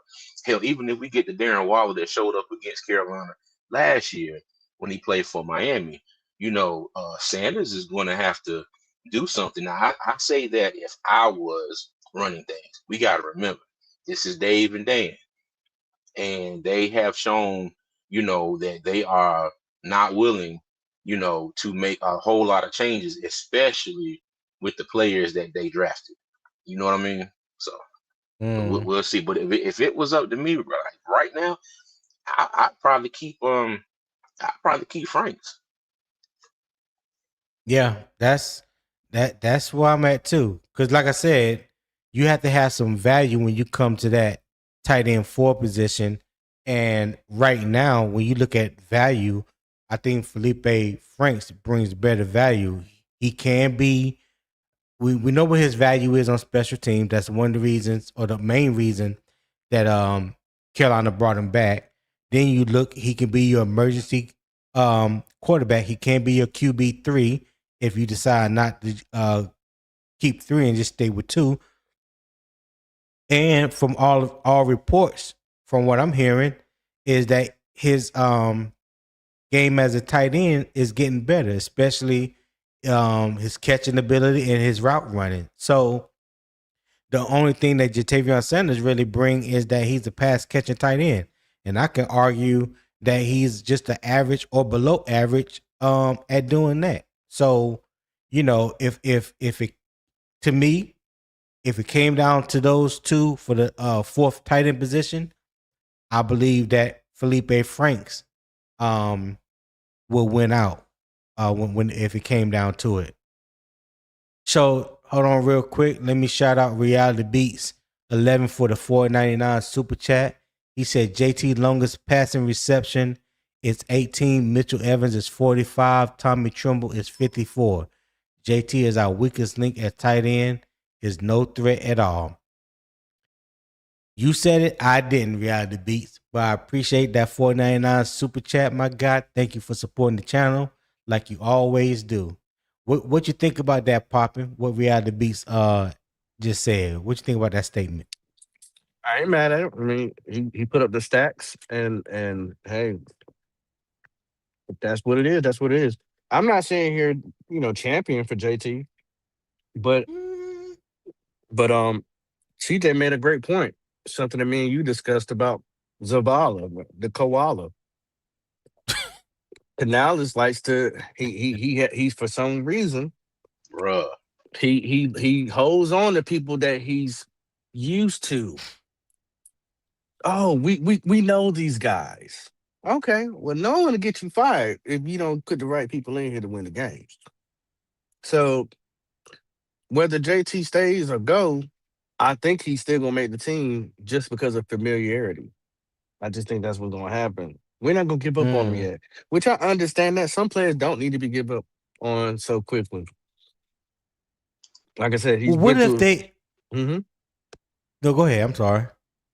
With those injuries, it might just buy him some time. But if Waller comes, I'm telling you, if Waller comes here and balls out, you can probably say bye to JT. You can. You probably can. But He probably gone in the middle of the season. What if a player has given up on themselves?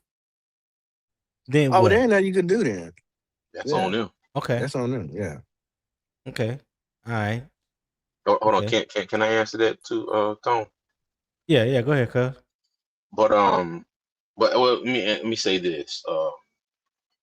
It's kind of crazy because now you got Waller in here for a 1-year deal, and if I'm not mistaken, this is Sanders' third year. This is not his 4th year. Okay, this is his 3rd year. Yeah, it's 3rd year. But my thing is, I kind of see this as an experiment. I would say kudos to them for trying to bring in some extra talent at the tight end spot, because I think JT Sanders was brought in to be that more athletic tight end, that vertical threat, down the field. I kind of argue that Tommy Tremble is getting there. He started off as being just somebody who blocks, and he had hands like cinder blocks. Hold that thought. Mm-hmm. Hold that thought 1 second. Innate says Sanders had a 46-yard catch. So yeah, Reality Beats, he said you gotta get your facts straight. Sanders had a 46-yard catch. Go ahead, CJ. But my thing is this, what if this is kind of you bring in a Darren Waller to kind of push and see what Sanders is going to do this season? Because my thing is this, okay, if Darren Waller, pans out this season and JT Sanders don't, my thing is, next year they need to go like tight end.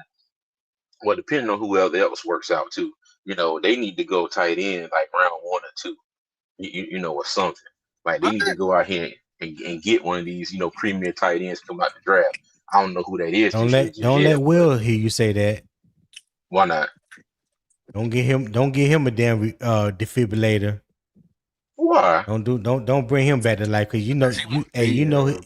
he was a Raphael Sadiq fan coming out the draft.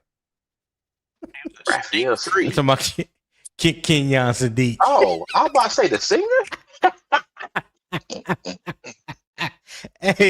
Hey, shout out to Will Robinson with the $5 super chat. Hey, I appreciate it, my guy. He said this cut to 53 will be difficult. JT need to have a hell of a next 2 weeks. I can't even read because I'm laughing. Hey, how about cut day is my birthday too? Okay. Oh God. All right, you're gonna have a fresh haircut that day, huh? Yeah. Yeah. Don't Oh, hey, hold don't. on. And Tone, Go real ahead. quick. Yeah. I want to shout out my twins. Today is their birthday. James and Layla, they turned 17 today. So Happy just birthday. real quick, appreciate it. Yeah. Happy birthday, twins. Happy birthday. Yeah. Raphael Sadiq. Will was champion Raphael all off season during the draft. I love Yeah. you, Deja.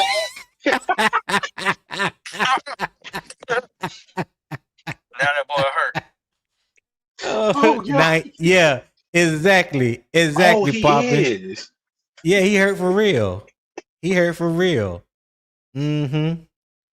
Out there trying to do doing splits and hers is growing. Dumbass. Oh, my God.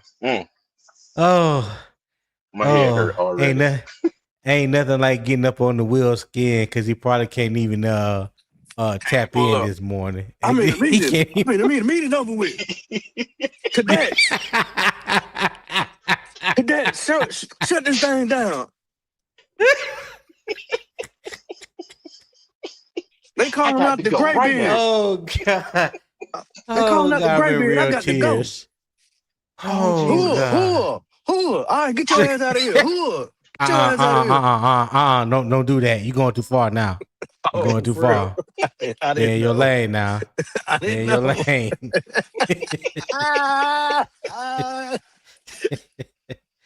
Yeah, man. And will not be no mocking of the military. No, not with Hood. No, sir. We ain't Sir, gonna do yes, that. sir. Yeah, whatever, man. Whatever. That So was respect. see, CJ. Sir, yes, sir. So, is Sanders a move tight end or an inline guy? Move tight end or inline guy? So move tight end is detached, off the line of scrimmage. Oh, he's Inline definitely more guy of a move tight is end. on, yeah. Inline is on the line, yeah. Yeah, definitely more of a move tight end. Yeah, Okay, all right. because I mean, blocking is not his forte. Not saying that he can't do it, but that was not one of his strong suits coming out of Texas. Okay, all right. So Reality Beats, thank you again for the $4.99 super chat. He said he's talking about NH official. JT Sanders had a 46-yard catch November 3rd, 2024, his rookie year against New Orleans. He was talking about the 2025 season after the injury. Okay. All right. And you know what? Hey, appreciate that $4.99 super chat, Reality Beats. But that's something that I have talked about and many other people have talked about, and we've had conversation about the difference that we see in JT Sanders ever since he had that neck injury. And it's also it's like he's been a shell of himself ever since that injury. And when a player loses confidence or when a player sustains an injury like that, do you believe that it affects their mental to the point to where maybe they're not as in love with the game as they once were, or they are afraid to play the game at the level that they once used to be able to play it at for the fear of sustaining another injury?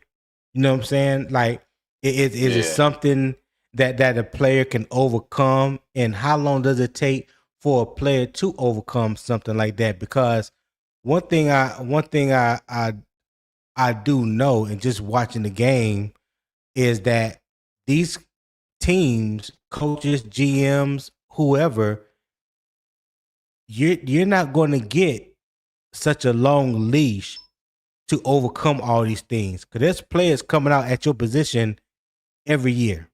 There's players that play your position that are free agents right now. There's players that's at your position that you can be traded for. Like, there's so many different options. So how long do you give a player a leash for something like that? CJ, you can answer first. Well, let's take it back one step real quick. Now, let's just say that but we got to remember, Tavion Sanders, I think he was doing really good, up until that injury. So it's like the talent is there. Okay, I believe the talent is there. I think that Dave and Dan, they also believe the talent is there as well. All right. Now, we can Mm-hmm. only assume that, you know, that has had an effect on him. We don't know for sure. But from what we are able to see and the information that, we can get a hold of, that's what it seems like. Right. You know what I mean? It seems like ever since that injury, he has not been the same. And you got to remember this too. The Panthers don't use the tight end spot as much as other teams in this league. I think we're probably in the bottom of the league as far as tight end usage. I don't have that stat, but that's just me speaking from what I see. Okay. So you Mm-hmm. got that injury, and you already in a space where it's not used as frequently. And then now you have them going out and getting the Darren Waller. Because like you said, Tommy Tremble, he good. Okay. If nothing Yeah. else, that Joker can block. Okay. But his pass catching has gotten better every year since he's been in the league. Mitchell Evans, okay, he came out and had a good rookie season. But again, I think the only thing with Mitchell Evans is the usage. You know what I mean? I think he'd been great last year, but it's just to me it seems like Dave be stuck on this. I gotta spread the ball equally. Like I gotta Right. like with Chuba and Jonathan Brooks. Oh, I gotta go one series and one series. Like with the tight ends, he's not gonna put one of them out there and be like, all right, you're gonna be the focus of the game because everything is going your way. It's like, it's like cool, everything's going your way, but I gotta make sure I get everybody else involved. You know what I mean? And it's like with JT Sanders, that injury and how he's been playing since, like that doesn't help his case at all. Like I said, and then you bring in a Right. Darren Waller, and it might be an experiment, but it's an experiment with somebody who's proven in this league. He's a Pro Bowler, a former Pro Bowler. You know what I mean? So I mean, he didn't have a terrible season last year for Miami, as well. But I would say with everything that I have to go on, yeah, it looks like though that injury has affected him, a bit, a bit. I like to say I'm not going to speculate too much with things I don't know fully, but from the Right. outside looking in, yeah, he ain't been the same since he had that neck injury. Yeah. What say you, Poppin? What do you think I about what 100% CJ agree. just said? 100% agree with CJ. Um, I support his message. I truly do. Well, thank you, sir. I Everything he said was 100% factual and correct. Okay. So, do y'all trust 2024 Sanders more than the injury shortened 2025 version? Yep. So if you want to, I guess, say wipe the slate clean, right? We can't forget about who he was before and who he has been since. But if you wanted just to wipe the slate clean and give him, another chance per se, 2026, if he makes the team, what version of him do you trust more? Before the injury or after the injury? Before. Okay. Yeah, you have 'Cause to. it You seemed have to it say seemed like he before. took more chances.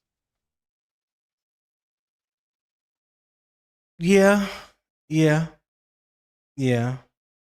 Cause he, like I said earlier, he led the wide receiver, not the wide receiver. He led the tight end room in receptions his rookie season. Um, he had over like he had like close to 350 yards receiving. I think he had like 30 something reception. I have to go back up and look at my notes. I don't remember exactly off the top of my head. But he's only had 2 career touchdowns. If I'm not mistaken, Tommy Tremble has more than that. If I'm not mistaken, Mitchell Evans had 2 last year, his rookie year, right? So, 1 or 2. I believe it was 2. I know he scored against Miami, and I think he had another one. Can't remember the game. Uh, Shout out to Robert Foxworth 4874 with the $5 super chat. He said make Mitchell Evans tight end or till Waller gets caught up with the playbook, then see what happens. Okay. All right. Thank you for that $5 super chat. Robert, I greatly appreciate it. Thank you for Oh, supporting the tight end channel. one. Oh, the tight end one? Okay. All right. Poppin, what you think about what Robert Foxworth had to say? I don't think Mitchell Evans was tight end one at this moment. I would have said that he could have definitely pushed the envelope to be that uh, going into the season. Because he is Mm. all around tight end. He's the type of tight end that I do like. He can block, he can catch. He finds holes and zones. Great up, great up, great up the seam routes and things of that nature. Uh, but yeah, you're not gonna be able to do that with I just think from what I've noticed with this organization is that they don't just cut people they drafted after going into their third year. And I'm not throwing no names out there, but we I mean it's kind of a pattern. Yes, you are. They don't just cut people that quickly. So Mitchell Evans is where he's at until further notice. I like Mitchell Evans. He actually wears my favorite number, jersey number. What's that? 84? Yes, sir. Okay. All right. Well, shout out to number 84. All right. Uh Chat, let me ask y'all a question. Y'all can let me know. Put your answer in the chat for me. What is Sanders' best 2026 role? Is it starter, tight end 2 and 12 personnel, a mismatched weapon, or developmental depth? Is he a starter, tight end 2 and 12 personnel, mismatched weapon, or developmental depth? Y'all let me know in the chat. All right. I'll greatly appreciate that. And listen, if you want the deeper football conversation after the show, join Unbiased Opinion Sports Talk membership community, and that is Patreon. We'll break down what Carolina should ask from Tavion standards, whether it's 11, 12, or 13 personnel. And let me just real quick put up the Patreon link. You probably have to just copy and paste that. But if you go to Patreon, my handle over there is at UO Sports Talk, the same on Twitter and the same on YouTube at UO Sports Talk. All right. So that is the Patreon community. We have 3 different tiers: the fan zone, the film room access, and the debate table VIP. We're going to ramp up over here soon when it comes down to breaking down film, talking about schematics, technique, everything. So that's where the deeper conversation will be had when it comes to that. So check it out.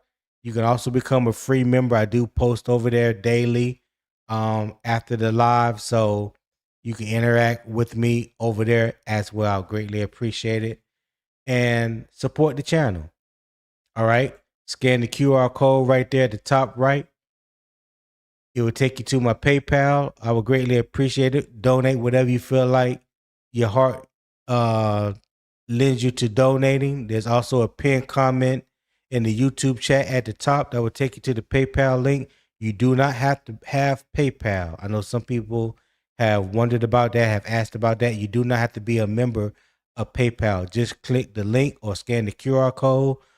It will take you to it. Pull out your trusted debit card, make a small donation to the channel. All proceeds do go back into the channel to continue to grow the channel and for me to come up with other ways to improve the channel as well. I do have some things coming out here very shortly to let you know and let you see that your donations are being put to use the right way.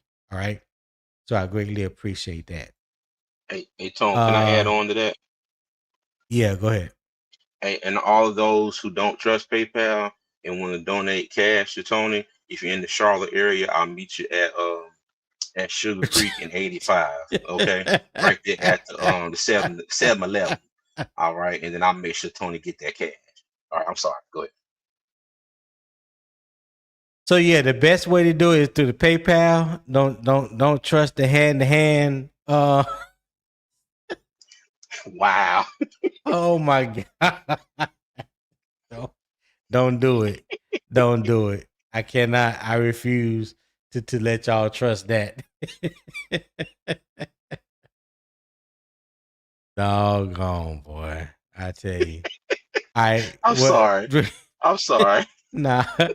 What we got here? We got Gerald Stick Jones. He said developmental depth. All right. Robert Foxworth said developmental depth.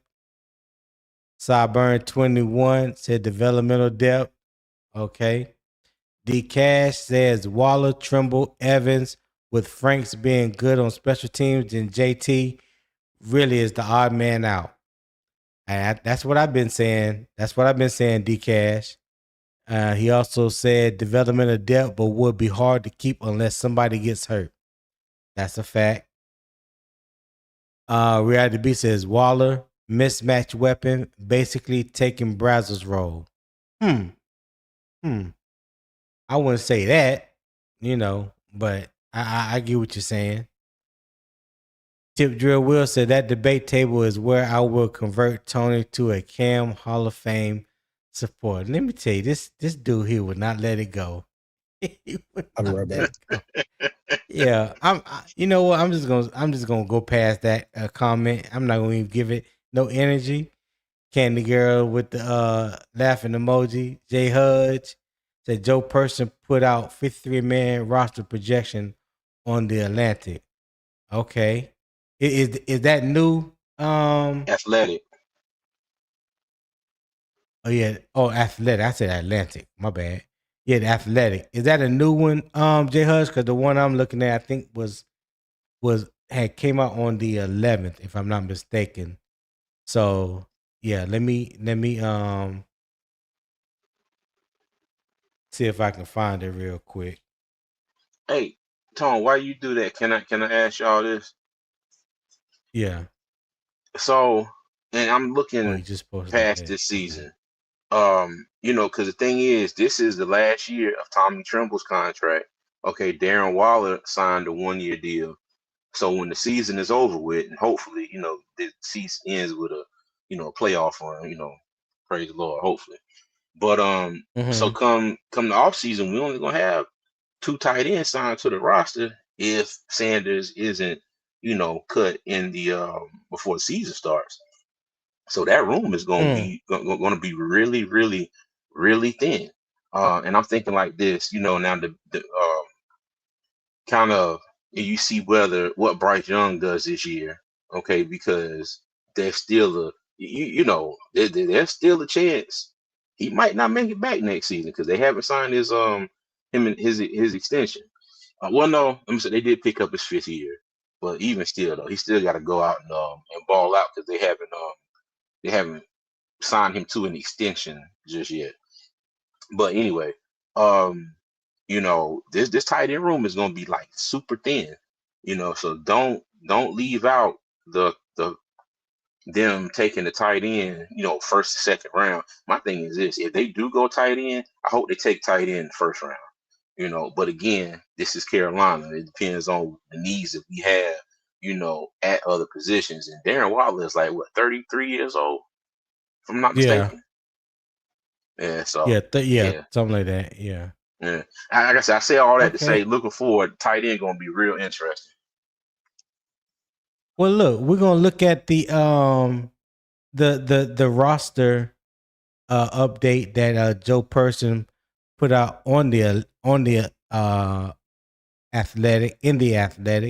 Let me remove this right here real quick and remove the widget.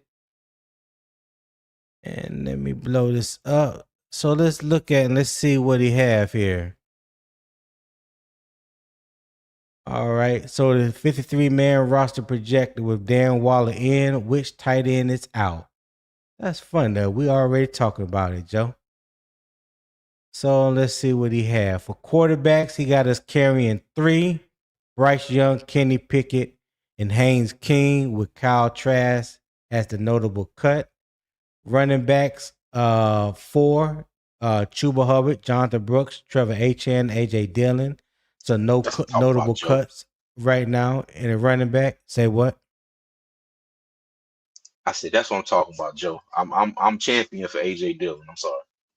Oh, tight ends, which is the discussion for the day. Tommy Tremble, Darren Waller, Mitchell Evans, and Feleipe, who's your daddy, Franks. Notable cut. What? Tavion Sanders. All right.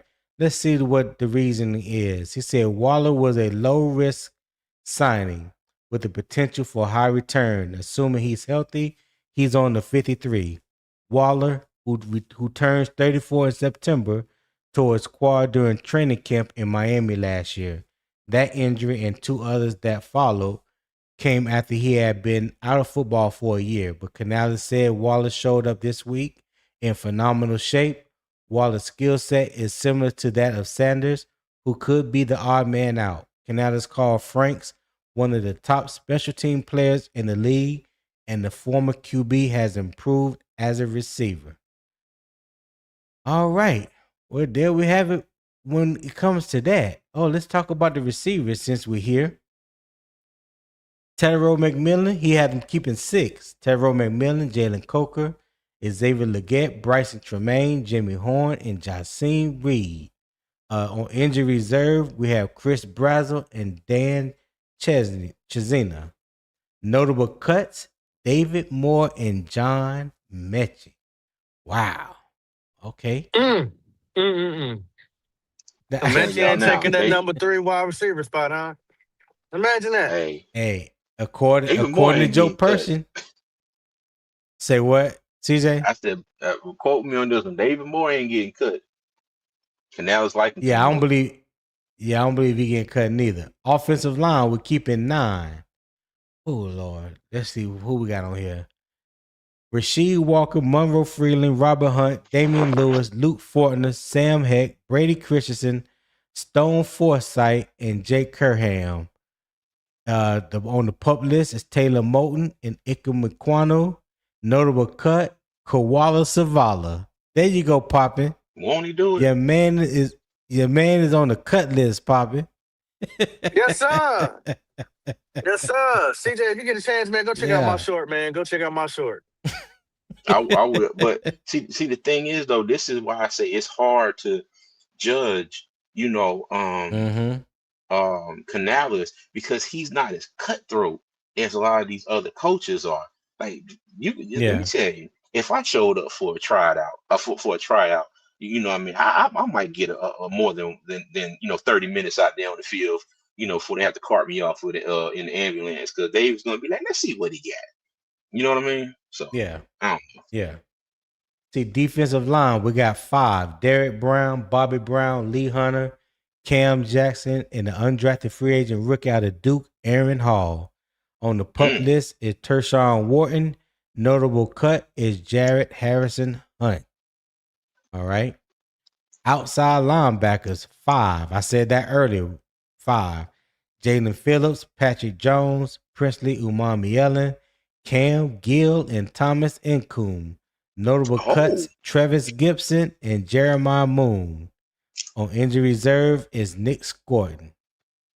All right. I think I keep Gibson over Incoon, but that's just me. Yeah, me too. But Thomas Incoom is another one that brings a lot of speed off the edge. Gotcha. He does bring a lot of speed off the edge, but I feel you. Because I love how Travis Gibson sets the edge, and he's definitely valued in the run game. All right. So linebackers, inside linebackers, we got Devin Lloyd, Trevin Wallace, Claude Shirellis, Bam Martin Scott, and Jackson Kuwatch. Notable cut is Mame John Meta. An international player program exemption is Maz Monza. Okay, I didn't know that. I didn't know he was an international player. So he can make the 53 and don't even count towards the 53 as an international player program exemption. So there you have it when it comes to his spot. Cornerbacks, 5. J.C. Horn, Mike Jackson, Shaw Smith-Wade, Will Lee, and Corey Thornton. Notable cuts are Caleb Evans, goodbye, Devontae Smith, and Robert Rochelle. All right. Safeties, 4. Trayvon Moore, Nick Scott, Lathan Ransom, Zakee Wheatley. Notable cuts, Isaiah Simmons and Damani Richardson. Woo! Simmons gonna make Specialist, Sam Martin is the punter. Ryan Fitzgerald is the kicker. JJ Jansen, no, he's the lone snapper.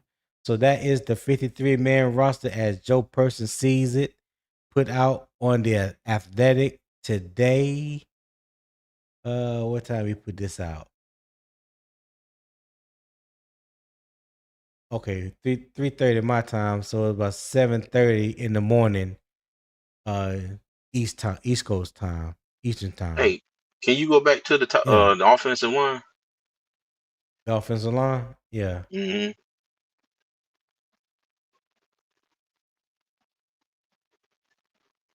There you go.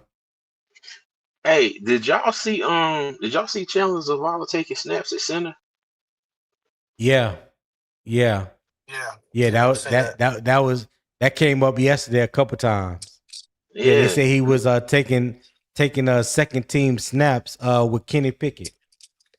Bruh, let me tell you, and that's why I'll be like, yo, Dave gonna find a spot for Chandler Zavala. Somebody like him somewhere. I don't know if it's Coach Gilbert or something. I said that because I mean let's go ahead and call a spade a spade. His tape at either guard spot has not been good. Like not at been all. good. I tried to give him I try to give him every benefit of the doubt since he has been here. You know, but it's just nah. But yeah, that's crazy. I said they gonna make a spot for Chandler Zavala somehow. I don't know why.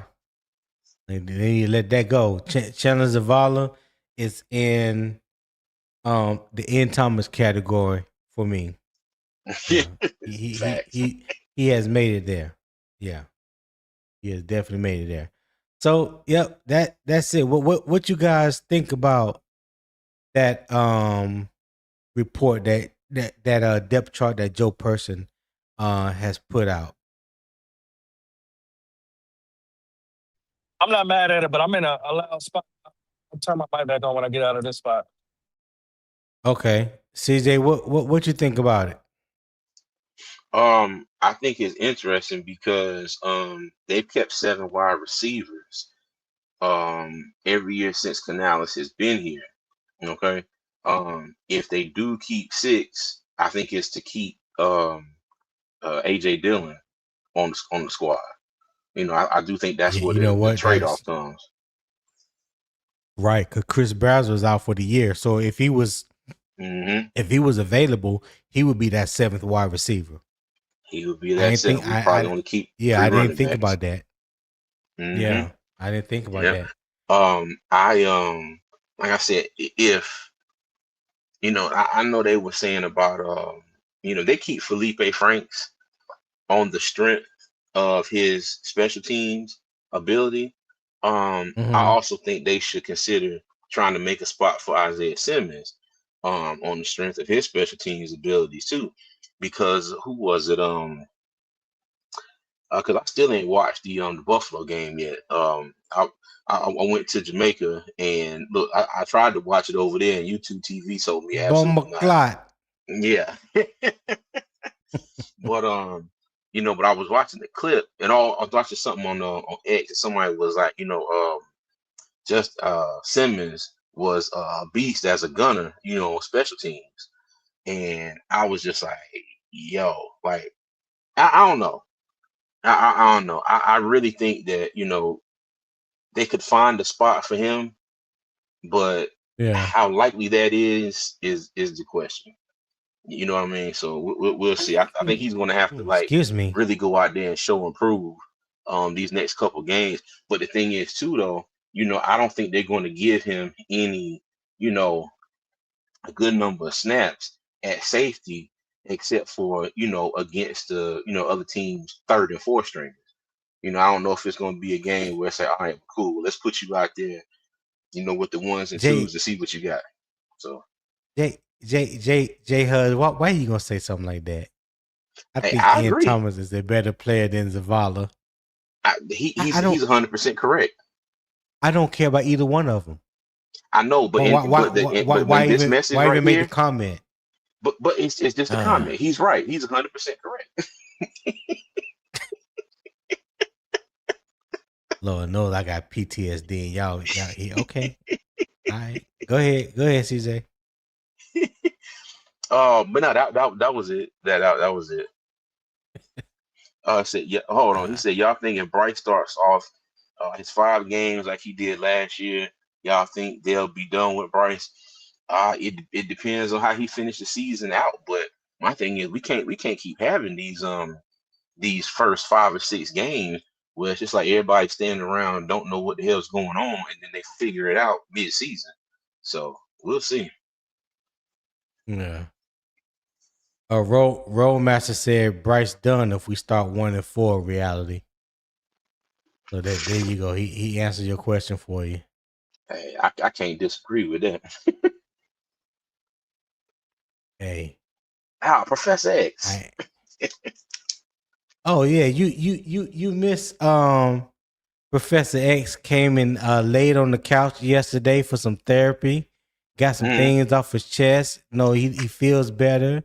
He was able to see the light, change his tune, his way of thinking when it comes to Bryce Young. And not all the way, not 100%, I will say that. But yeah, he was caught in the pickle quite a bit yesterday. Lost for words, stumbling a little bit, quite hesitant in his responses. But we finally got him there. We was Charles Xavier. Yeah. He blessed us by coming on the panel. We got him over the hill. You know what I'm saying? We got him over the hill. So yeah. Today he's back. If you've noticed so far, he has not posted anything negative in the chat. You know what I'm saying? You usually you can expect that from him, but listen, therapy does work. When you have someone that can talk to, that's willing to listen, hear you out. Now, let me leave Charles. But hold on, Tom. He said if you say Bryce Young 3 times, he popping up like Candyman. Bryce Young. There you go, Charles. There you go. He said, is it possible to get Isaiah Simmons to blitz, rush the passer? That's a good question. That's a good question. Possible. I would love to see him be able to do that in some packages. Now, we have to remember who we're talking about. Ejiro Evero. We have to remember what we have seen thus far from him, things that we know we would like to see, as a fan base. And some things that he just feel like he just hell bent on not doing. So listen, yeah, that's a toss up. That's a toss up. But I would love to see them use Isaiah Simmons in a situation like that. Use him to his strength. You know, he's still fast. You know what I'm saying? He may not be 4'3", but I promise you he could be 4'4". You know, tall, long, for long arms, athletic. I see no reason. I see no reason why not. Yeah. Yeah, because if he get cut, I doubt he gonna clear waivers. Somebody gonna pick him up. Right. All right. Was it?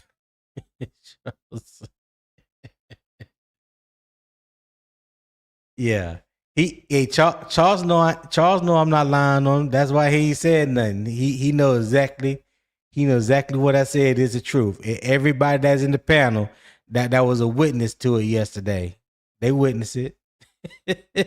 Hey, look, hey CJ.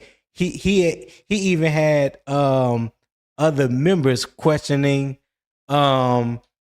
his responsibility to Panther Nation. He say he done jumped the fence. They rechecking his application and all that. So What? I don't know how that worked out for him yesterday. Yeah. Hey, hold on. Put the next comment up, Tony. Oh, Rollmaster. Oh man. Yo. Let me drop the link in the chat. Let me drop the link in the chat. There go the link, Charles, man. You can hit the link and come on up, dog. You can hit the link and come on up. Yo, I wonder how quick I can find the X-Men theme song. Oh, the X-Men theme song. Look, if you do come here, I'll just sing it like. Charlie the Gamer said y'all probably already mentioned this, but yeah, JT didn't need to drop weight. That's what I said, Charlie the Gamer. I don't believe nobody asked him to drop weight. I think he did that on his own. Not like he was fat and out of shape. I think he was around like 255. That's not big for a tight end. So the weight that he dropped, felt like he needed to get in better shape. I believe that was more on him. I have never seen a report that the Panthers asked him to drop weight. So yeah, I agree with you on that. He also said, depending on what Waller do, JT will be a casualty this season. That's what we're talking about. And evidently, we just looked at the depth chart that Joe Person just dropped this morning. Shout out to Jay Hudge, who brought that to my attention. And he had Jatavion Sanders being cut. Yep, he had Jatavion Sanders being cut. He had the 4 tight ends: Tommy Tremble, Mitchell Evans, Darren Waller, and Feleipe Franks. That's who Joe Person had. All right. He said, "Facts. I think he was trying to find a way to be Bryce friendly, and I respect it, but okay." Yeah, Charlie, we know you don't respect that. Stop lying. You know damn well you don't respect that. All right, CJ. So let's transition on. So Franks brings a 3-phase value. Sander brings receiving potential. Now let's get to the larger question. What does Carolina actually need from every tight end it keeps? All right. So the second half question. What value must Carolina's tight ends bring beyond catches? All right. So let me give you the facts first. The Panthers tight end room contains different player profiles. Waller brings veteran receiving experience. Sander brings young receiving upside. Trimble brings established physicality and experience. Franks brings major special teams value. and the remaining players are competing to prove they can fill defined offensive and game day roles. Canales has made it clear that retaining a critical special teams player can affect the number of backs, linebackers, safeties, or receivers Carolina carries. All right. A tight end's value cannot be measured only by catches.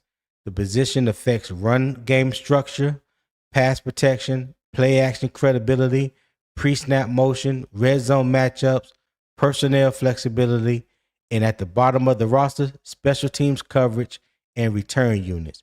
Carolina does not need every tight end to do every job. It needs each player's role to be clear enough that the offense gains an advantage when he is on the field.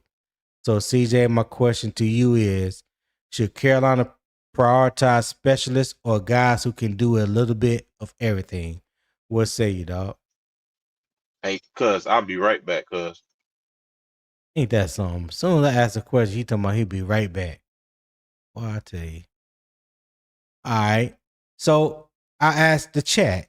Chat, should Carolina prioritize specialists or guys who can do a little bit of everything? So you could type specialist or everything in the chat. All right. I greatly appreciate that. And I will read them as they come in. All right. Me personally, I would say when we're talking about, again, that fourth tight end spot, we're not talking about tight end 1, tight end 2, or even tight end 3. We're talking about that fourth spot, the value spot, right? You need to be able to have more value than just catching passes. You do. You just have to have more value than that. All right.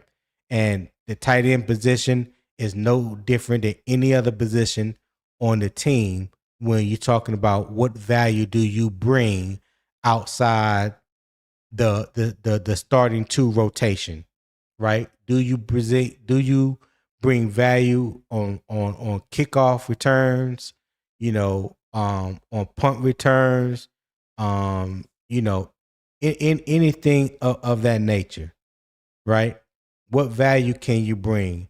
And that, like I mentioned earlier, when you're talking about the value between Feleipe Franks and Tavion Sanders, I give it to Feleipe Franks because his value is not only special teams, he could be your third emergency quarterback. All right. And according to all reports, he has shown that he is better now as an actual tight end.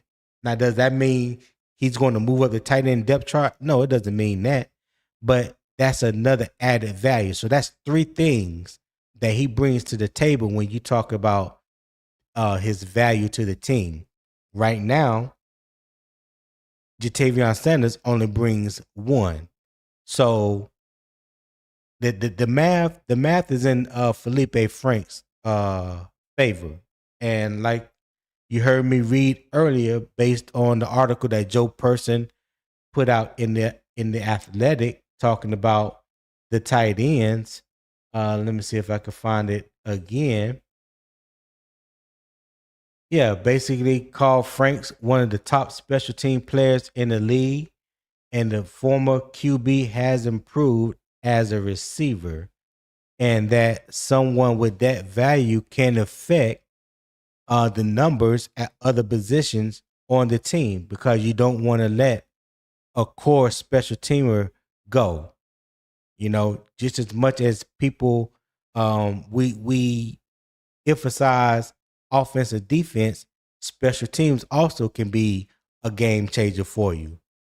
It can definitely be a game changer for you in more than one ways, whether it's punt return or kickoff return.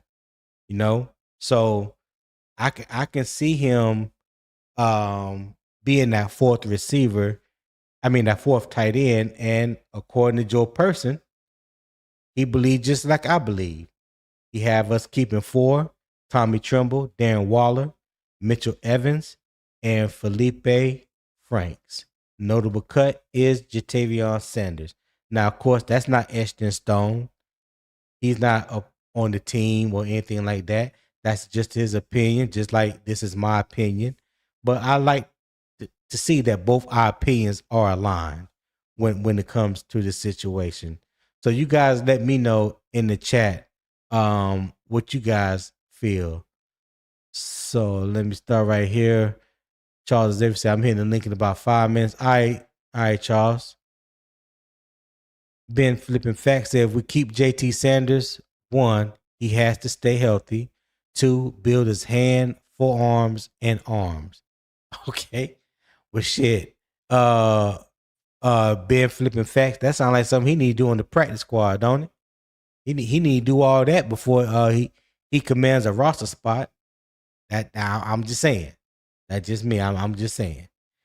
T. Thompson said everything. Okay. All right. J. Hud said specialist. All right. Roadmaster Blackout said everything.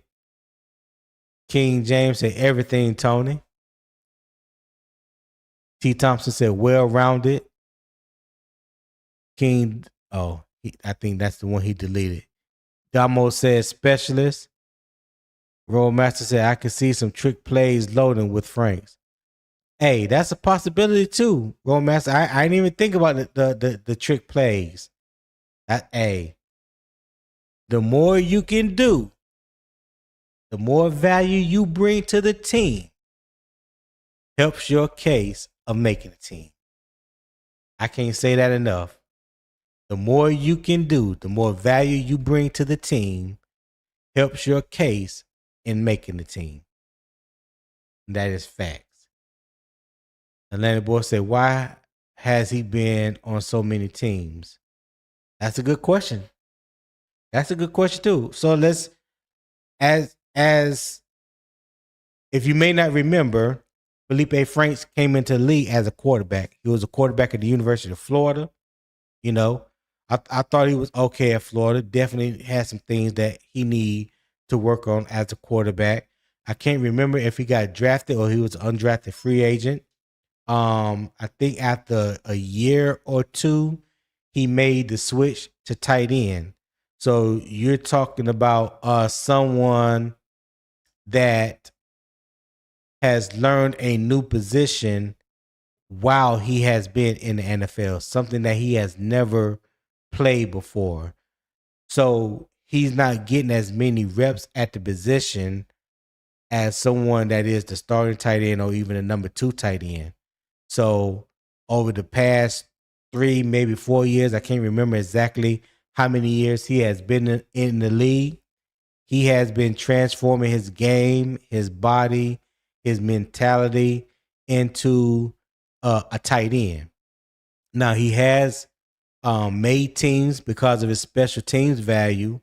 At the same time, I believe that he's trying to get better at the tight end so he could possibly stick with a team even longer. During this training camp, it has come out that he has shown better hands, better route running. Whether that's true or not, I don't know. So I ain't gonna sit here like I'm trying to, pound the table for him or nothing like that. But if it is true what they are saying, then it sounds like to me that he's possibly improving his chances of making the 53. We do know that Carolina brought him back because he does have some value with the special teams. They look at him as a core special team member. So just that one alone right there, I believe he'll make the team. But his other added value is maybe getting better at tight end.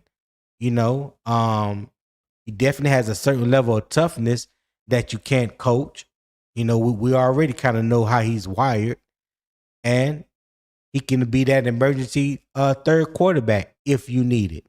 Instead of Carolina keeping 3, as Joe Person reported in his article today, instead of 3, they may be just decide to keep 2, and Feleipe Franks is your third emergency quarterback.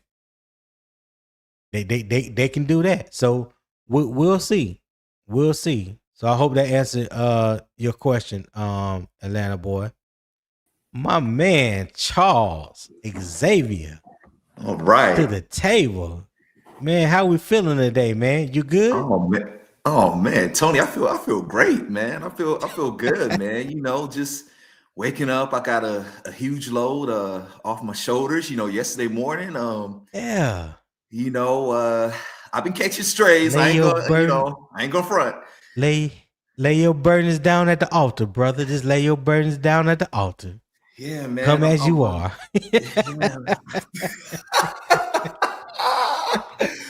Man,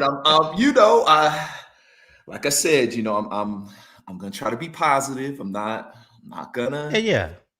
I'm not gonna say nothing about Bryce. I want us to run 2 tight end sets. Like we got Darren Waller, we got Mitchell Evans. Why don't we see some 2 tight end sets? Why don't we see some like dominate these smaller safeties, slower linebackers? I feel like we got 2 tight ends and Waller and then Evans to where both of those guys, I like the way they play. They got like they have like a nasty streak in them. Like Evans, I like the way he blocks. Evans is he has that nastiness like in him. I like that. We need that. Gotcha.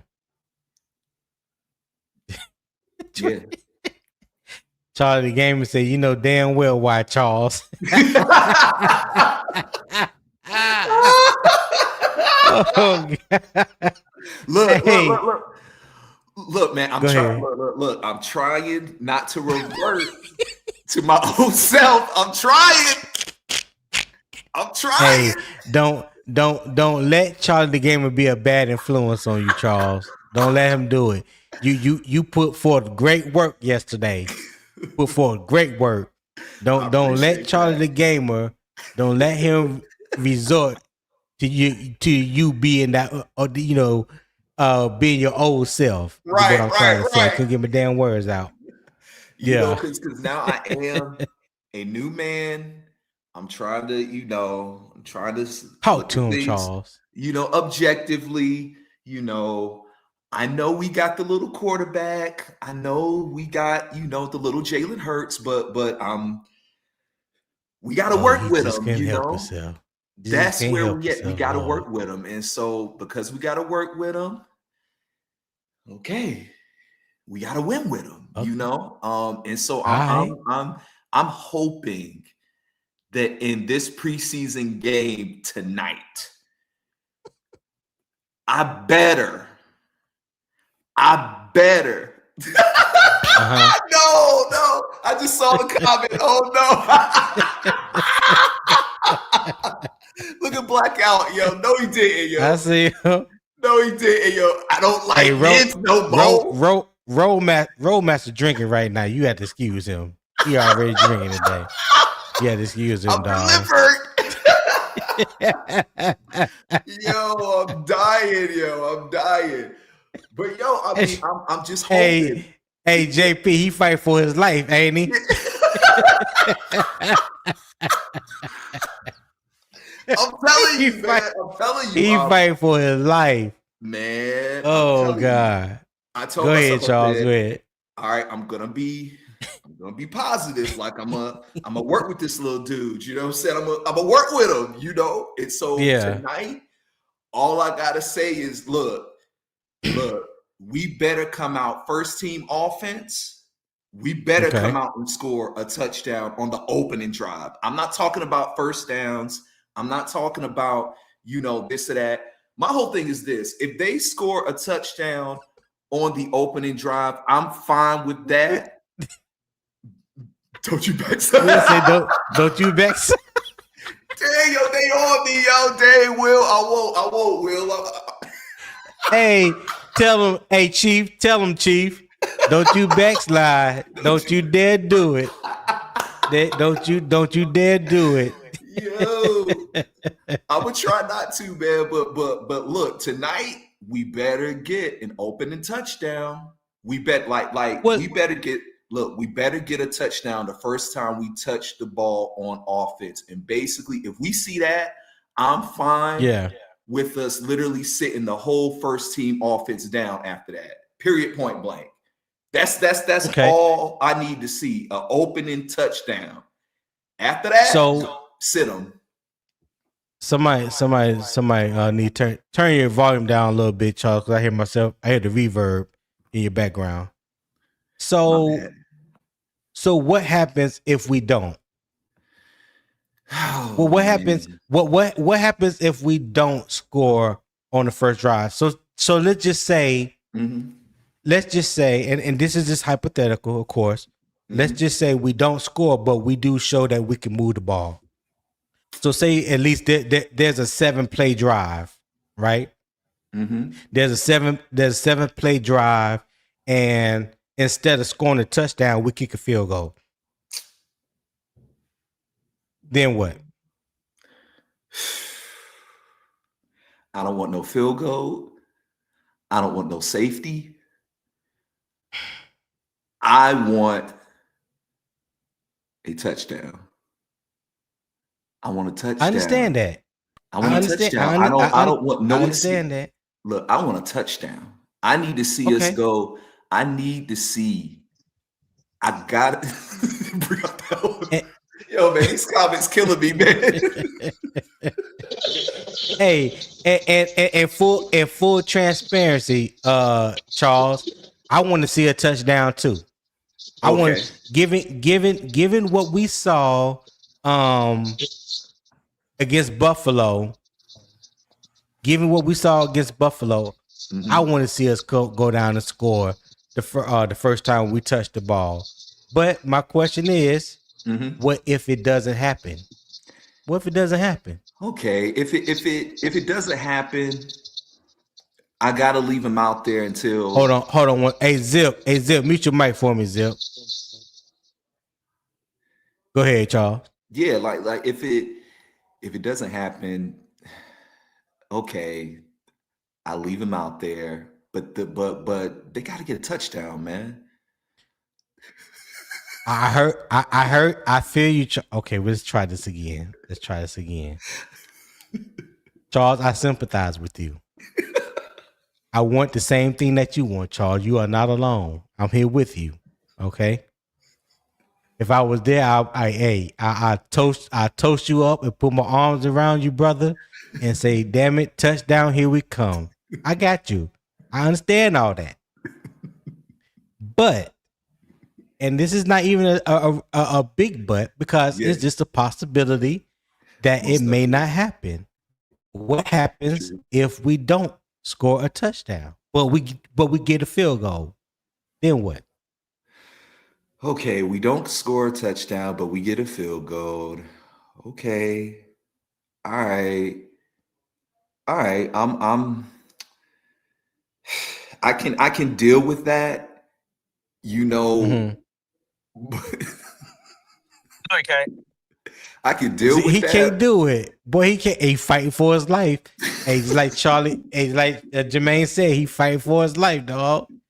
He can't even be dog. I thought you said you were not gonna backslide. I'm cool. Okay. You gonna make Will cancel his damn conference. That's what you gonna do. You ain't gotta do it. You ain't gotta do it, Charlie. Matter of fact, me and 336 pulled out your file. When you get a chance, meet us back at the X Mansion. We're gonna go over it in the danger room.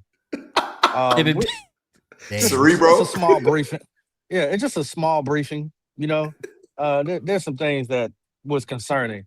So far you're doing good. You're working your way back in. Working your way back in. Oh man, I'm trying. I'm trying, man. I'm trying, man. That's the okay. If we can, I want to see improvement. I want to see improvement. I want to see us. I want to see Bryce translate. Hold on, Charles. Why you get yourself together? Because it seems like you need a little time. Zip, what's going on, my guy? Damn, Charles taking about 20 minutes to get his thought out. I ain't gonna even hold you. Hey, real quick, Tony. Hey, remember when Charlie Blue was talking about struggling Panther fans? God damn, Charles, you kind of fit that mold right now, brother. You kind of fit that mold. Struggling Panther fans. Hey, it's Zip, Bryce, man. I can't help it, man. It's Bryce. Zip, no, what he trying to do? Because yesterday, he came and laid out on the couch, got a blanket, kicked his shoes off, and started confessing how he feel yesterday. So now that he done had about 24 hours to think about everything that he said yesterday, he's trying to backtrack a little. You know what I'm saying? He's trying to backtrack a little. He sound like Jermaine said, he sound a little befuddled. He's a little befuddled. You know what I'm saying? Yeah. So what's happening with you, Zip? I'm trying to give him time to get his thoughts together. Yeah. Hey, I might hit that preseason game tonight, man. I might throw it out there. You know, me and my oldest boy. You know what I'm saying? Okay. It's not definite though, because I got a lot I got to do when I get off. But we might just throw it out there, man. We might do it. And they giving Charles hell in the chat. I'm telling yo, man, because man, I'm telling you, man, it's I wanna win. I wanna roll with this guy. Okay, all right. I told myself I'm gonna be positive today. All right. Okay. So I want us to win. If our first team offense goes down the field and they can get a field goal, that's improvement. That's good. I would run them out there one more time, try to get them to get a touchdown. If they don't get it the second time that they're out on the field, I would take them off the field and just rest them. Because at this point, I don't want no one getting hurt.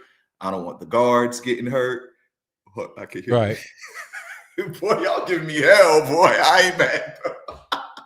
but maybe need to call that's what I would. That's what I want. Maybe we need to call McNeil. Yo, man, these comments, man. I'm trying to sit here and talk about these comments, man. They on your head though. They on your head. I ain't even mad at them.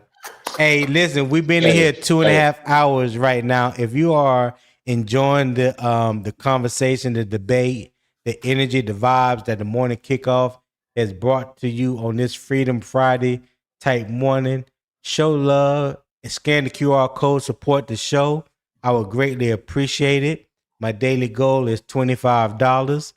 That's it. Not trying to pay you rent. It's $25. Also, if you're watching on the YouTube channel, if there's a pinned comment at the top that will take you directly to my PayPal. You do not have to have PayPal. Just click the link or scan the QR code, pull out your old trusty debit card, and give a small donation that in return will be given right back to the channel. We'll put into the channel.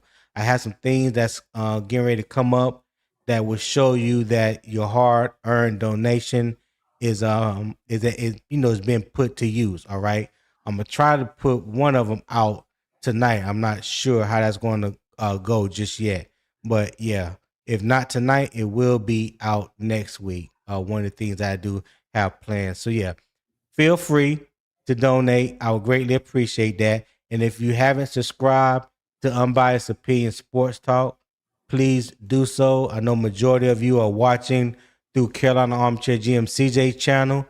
If you would open up another browser on your desktop, laptop, tablet, or your phone, go to youtube.com/@UO Sports Talk. That's also my handle on Twitter and in Patreon on Patreon @UO Sports Talk. I'm trying to get over 100 followers on Twitter. I greatly appreciate it if you guys would join me over there as well. Maybe I'll start posting a little bit more over on Twitter. but also the Patreon community. I post there daily. 3 tiers to the community over there. The football season's getting ready to ramp up. We're gonna be doing some film breakdown, schematics, technique, things of that nature, college and pro, because I have a huge library of a college film. No highlights. Everything is all 22 film. So again, join the community on Patreon, support the community here on YouTube, and I would greatly appreciate all you guys' support. Charles, you ready now? Yes, sir. I'm ready. Okay. I'm ready. So I'll just transition. I'll just go to and hold that thought real quick.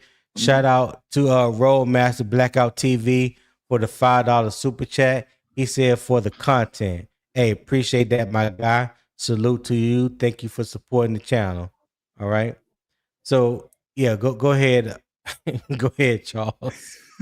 So when it comes to some of the most important, jobs of a tight end, I think tonight and really this whole season, I feel like, damn, boy, they all be, boy. I feel like, they have to, you have to be able to help in the passing game. Of course, you want to run, great routes, you want to catch, passes. Yes, but you got to pass block, right? Also, we need our tight ends to help out in the run blocking game. We need them. And then I'm also looking at Darren Waller. I need him to be that big red zone threat. I need him to be that guy that can be a big body for Bryce in the end zone. Whenever Bryce kind of rolls out, when he has those moments to where he can create, right? Those moments to where he can kind of get out on the run and he can kind of throw on the run. I think that's where utilizing tight ends would be big. Now, the question is, are we going to do that during the season? We haven't really utilized tight ends within this whole offense. Not really. I mean, kind of, sort of, but not really, And so personally, I would love to see us kind of have a layout that Ted, he gets probably the most targets, after that Coker, and then let it be the tight ends. Let it be Waller. Let it be Evans, in that order. Because personally, I feel like you got to go, like, notice how Bryce, I feel like, does better when he has larger. I just hold on 1 second, Charles. I just dropped the link for you, Jermaine. I just dropped the link in the chat. Go ahead, Charles. Yeah. Notice how Bryce, he plays pretty good whenever he has a larger receiver to where he can throw to. And so I feel like if we can kind of find a way to kind of like incorporate these guys throughout the season, well, then we got to check what Xavier's superpowers must. Oh, man. I'm telling you, boy, they going, what, boy? It's all love, man. I love y'all. It's all love. Don't get it twisted. I can read your mind. Okay. I can read y'all's mind. So I already know what time it is. You know what I mean? But I forgive y'all. Hold on 1 second, Charles. Hey, shout out to Chris 17227 with the $5 super chat. Hey, I greatly appreciate that, my guy. If you haven't subscribed to my channel, Unbiased Opinion Sports Talk, please do so. Just open up your browser. Or matter of fact, if you see my avatar in the chat, because I just posted the PayPal link. If you click the avatar, it would take you directly to my channel, and you can subscribe there.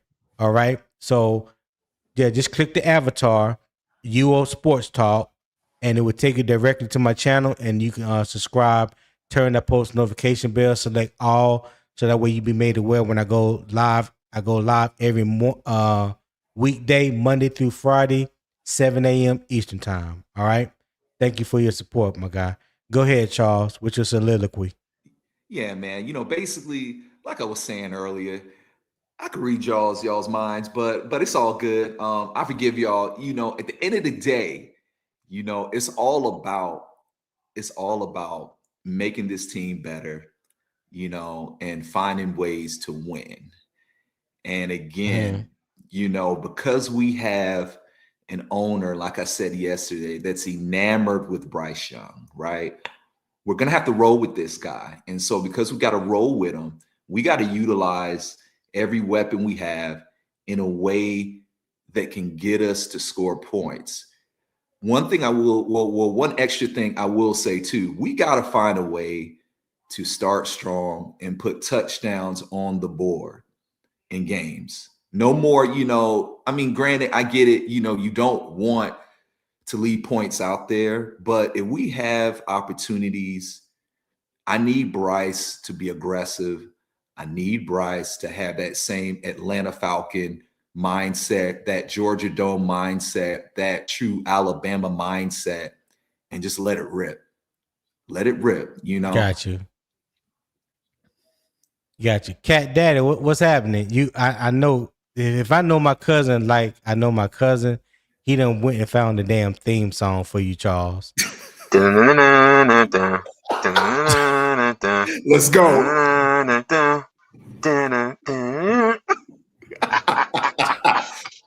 This dude, man. No, I didn't. I had a coworker come through and I had to go. But yo, you sound like Charles Xavier too, dog, bro. Look, man, I'm just trying to stand up for all of the educated Negroes, proper talking Negroes out there. I'm here, and so, I felt like, it couldn't just be Nick, what I mean? Like, it has to be more. So I thought about it. I said, you know what? I'm getting on the show. Yes, I've been a troll for quite a time now when it comes to our quarterback, but I guess it doesn't matter. It just feels better when you have somebody to talk to, Charles. I get it. It does. It's lonely at the top, and I'm glad I'm on your show, amongst other, educated men. So, I feel good, man. We gotta give him a hood name. We gotta call him Chuck Alexander. Chuck Alexander said it's lonely at the top. He said it's lonely at the top, dog. Hey, real quick, shout out to my little cousin BA, aka Jermaine J. Shepard, for the PayPal gift. I appreciate it, my guy. Thank you for supporting the channel. As always, showing love, supporting the channel. Yeah, I ain't gonna tell nobody what BA stands for. You know what it is. But yeah. Thank you for your support, dog. Hey, Tone. So if we got Charles Xavier up here, now Jermaine's profile picture, we could dub him Magneto. He got the helmet on a little bit. Yes, yeah. Magneto. There it is right there. Jermaine Magneto. BA Magneto. Oh God, yo. Quantum Jr. Yeah. Pop is stupid. But go ahead, CJ. What you got? Oh no, that was it. I like I said, I had to go out the office, so I don't know exactly where we at. Hey, Papa, you said it, not me. I just want to let Jermaine know you said it, not me.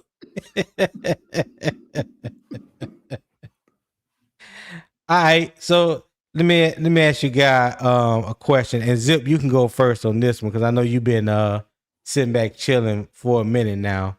Listening to that deposition that Charles just gave. Should special teams break the tie, or does offensive upside always win? Well, I think special teams is an aspect of the game that not a lot of people focus in on. You know what I'm saying? And I say that talking about the fan base, but it's a way to win. You know, it's a way to win. So if we can put something into it, you know what I'm saying, and continue to add guys who's going to be impact players on special teams, I'm all for it. The offensive side, I think we're going to have to be 10 times better than what we've been. And I'll say this, Tony, Bryce is on thin ice with me, dog. I ain't even gonna hold you. I done been coming to a couple. Here we go. I done been coming to a couple real. Hey, Charles, though, I'm still not with you, brother. I'm not with you, brother. Let's not get it confused here now, Charles. Let's not get it confused now here, Charles. You know what I'm saying? You a cool brother and all. You a cool brother and all, but not. Yeah. Hey, that's the struggling. Hey, you on the struggling. Hey, you on the struggling Panther Island, brother. There's a lot of y'all over there. Yeah. You know what I'm saying? Yeah. Hey, hey, listen, they abandoning Charles right now just because he laid down and confessed his sins yesterday. You know what I'm saying? Hey, Tony, then he got us off the couch doing the double take and shit. Like, he started double taking, looking around like, oh.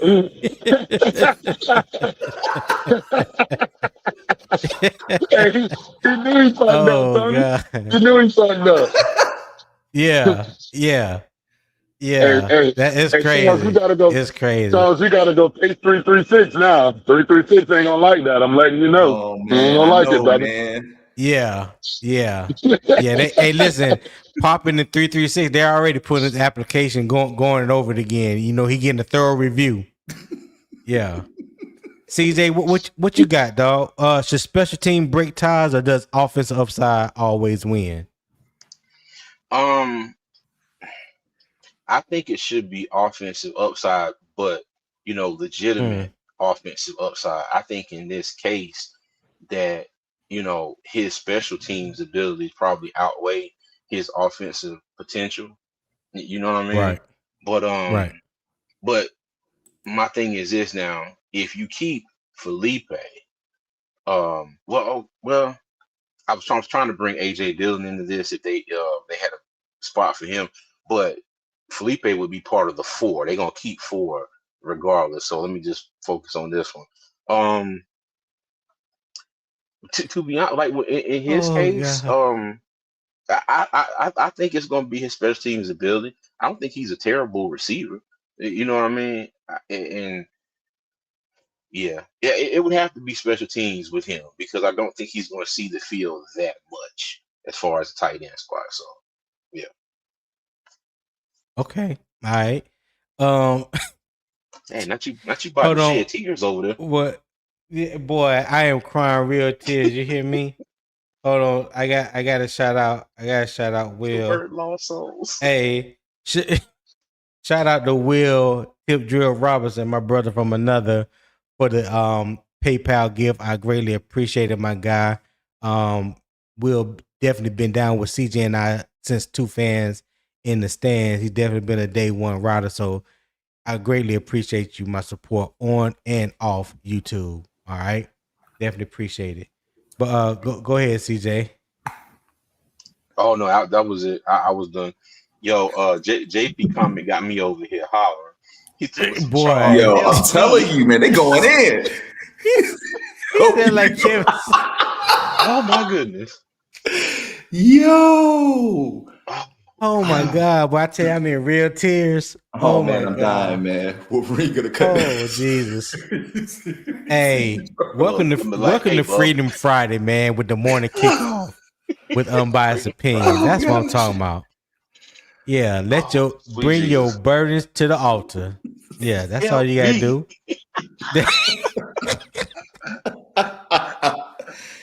Yo, I'm dying, man. I mean, these comments, man. I'm dying, man. You know what? Yo, I really didn't know. At first I was thinking, I'll make a few comments. It's not a big deal. But I guess, the past few weeks, man, I've been on a tangent of Bryce Young hate, man. And yeah, you really have. You really have. Mm-hmm. But you gotta remember too, though. I be at work a lot in the morning, so I don't, have that many opportunities to join. But it is extremely slow here today, and Tony will tell you I'm always with the shits. So Yeah, you catching the smoke today, dog. Yeah. But what say you, Charles? Should special teams break the tie, or does offensive upside always win? You know what? For our team, special teams, and I say that because for whatever reason, man, we haven't had a good return man in years. Like I feel like we haven't had a guy that you can kick it to, you can punt it to, and he can actually possibly get you 10 yards, 15 yards. You know, we haven't had that guy in a long time. And so I feel like if we can get No. We had one. They let him go. Blackshear. Who? Raheem Blackshear. Raheem Blackshear. Oh, okay, yeah. okay. I like Blackshear. Okay, you're right. Blackshear was one of them. If I'm not mistaken, like outside that 1 year, he led the league in one of them kickoff and punt returns. One of them. I think he was like top 2. He was like top 2. Yeah. You're right. Blackshear. I could think back to like maybe like Ted Ginn. But like I feel like if we could have that guy that could be a threat when it comes to punts, when it comes to kicks, then I think it would help out our offense so much more. You know, because the one thing that does stand out that really a lot of people don't realize is when we went 15-1 with Cam Newton, we had like, I think we were ranked number 1 in what was that stat in our starting drives, like started at like the 40-yard line, I think, or like something like that. You know what I mean? And so I feel like if we can get that, oh yeah, we have that can break it. Yeah. Okay. All right.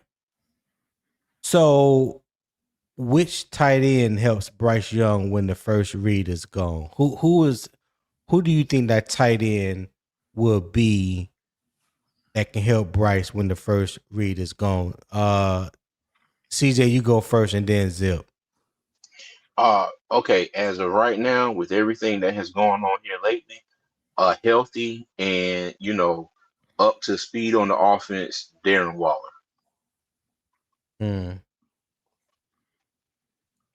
Okay. All right. Zip, who you got?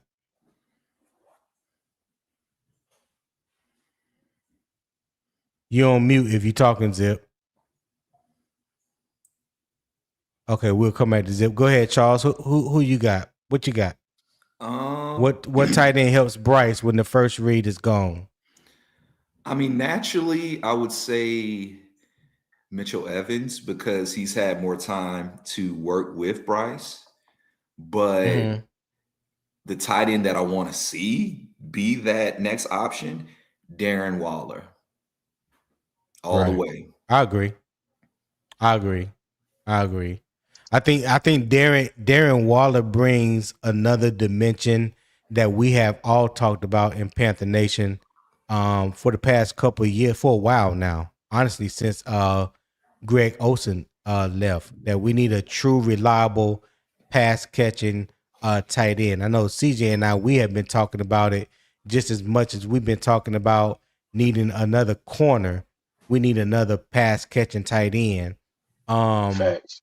I know we haven't really utilized the tight ends as much, especially when Dave Canales, his first year in Tampa Bay, he used Cade Otton, but he used Cade Otton because the injuries that was being dealt with Mike Evans and Chris Godwin.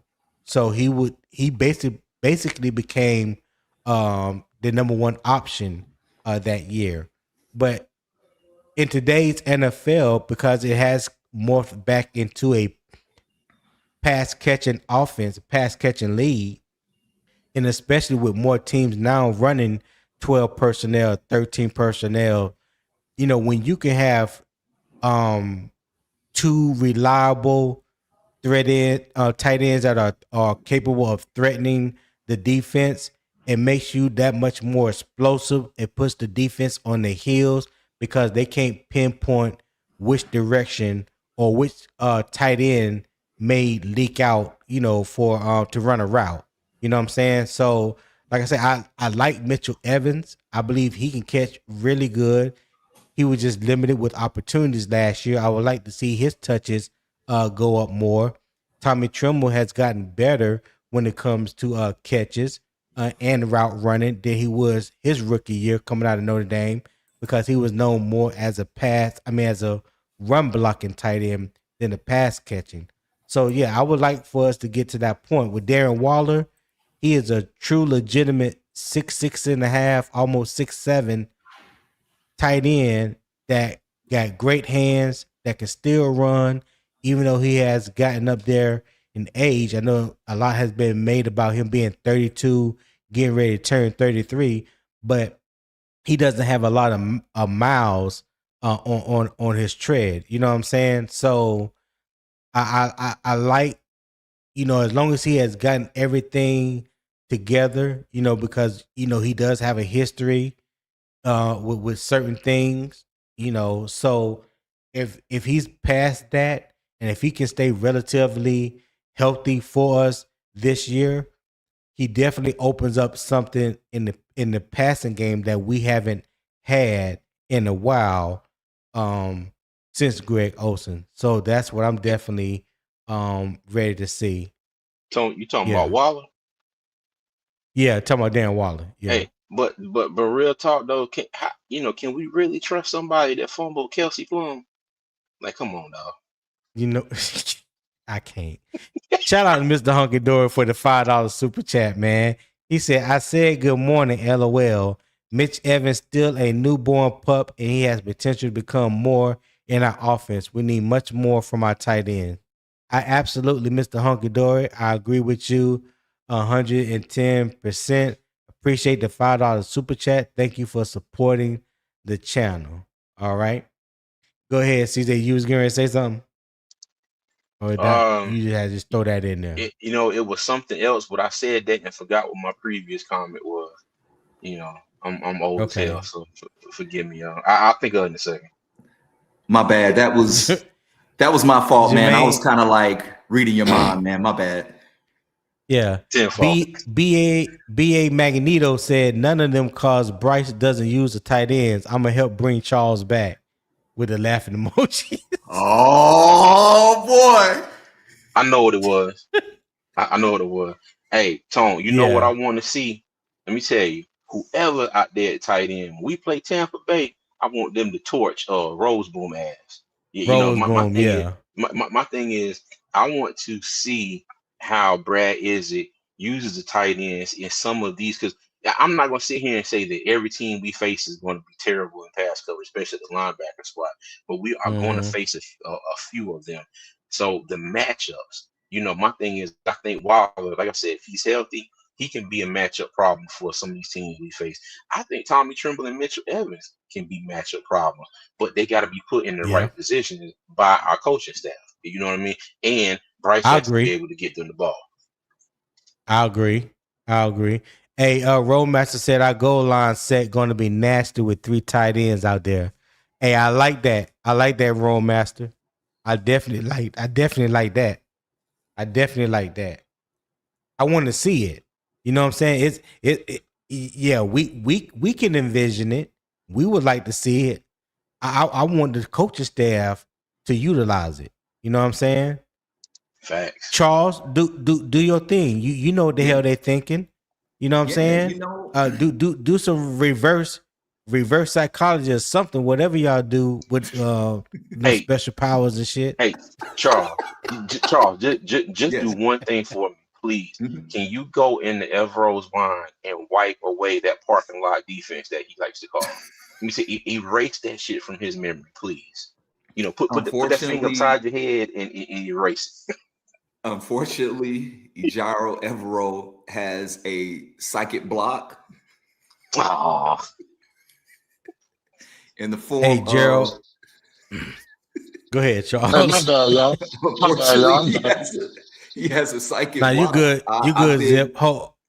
Yeah. Go ahead, Charles. I don't understand his logic when it comes to his zone coverages and having pressure up front. I feel like it's almost like, look, bro, like if you're not getting pressure up front, and on top of that, you playing a loose zone, you're not pressing wideouts, you're not jamming them at the line, and you're not getting a pass rush. It's like, bro, what do you think is going to happen? And so we got to find a way. They got to find a way somehow, some way to incorporate more of a pass rush and focus more on that, and to really open up our whole defense, because I feel like you can't do both. You can't not have a pass rush, but then you're playing 10 yards off, 15 yards off, because so many times last year, oh man, I can't believe I'm about to say this. Oh, mercy. I'm about to say it.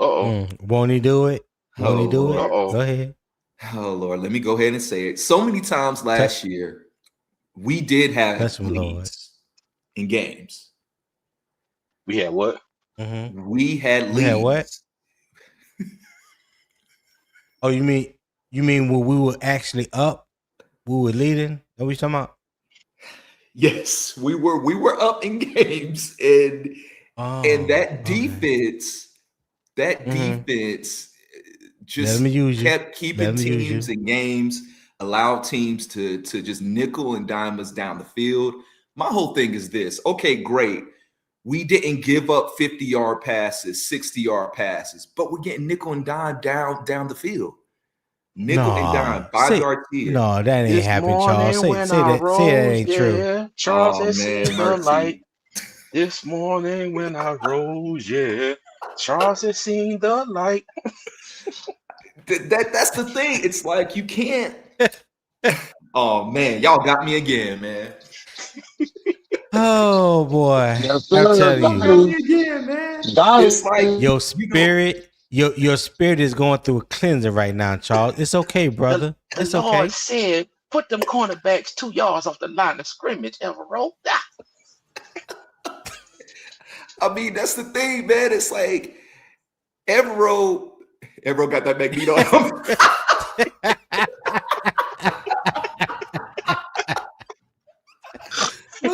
Oh man! Oh god! Damn. Oh god! I know my coworkers like, what's he man. laughing at in there? Oh boy! Oh my god!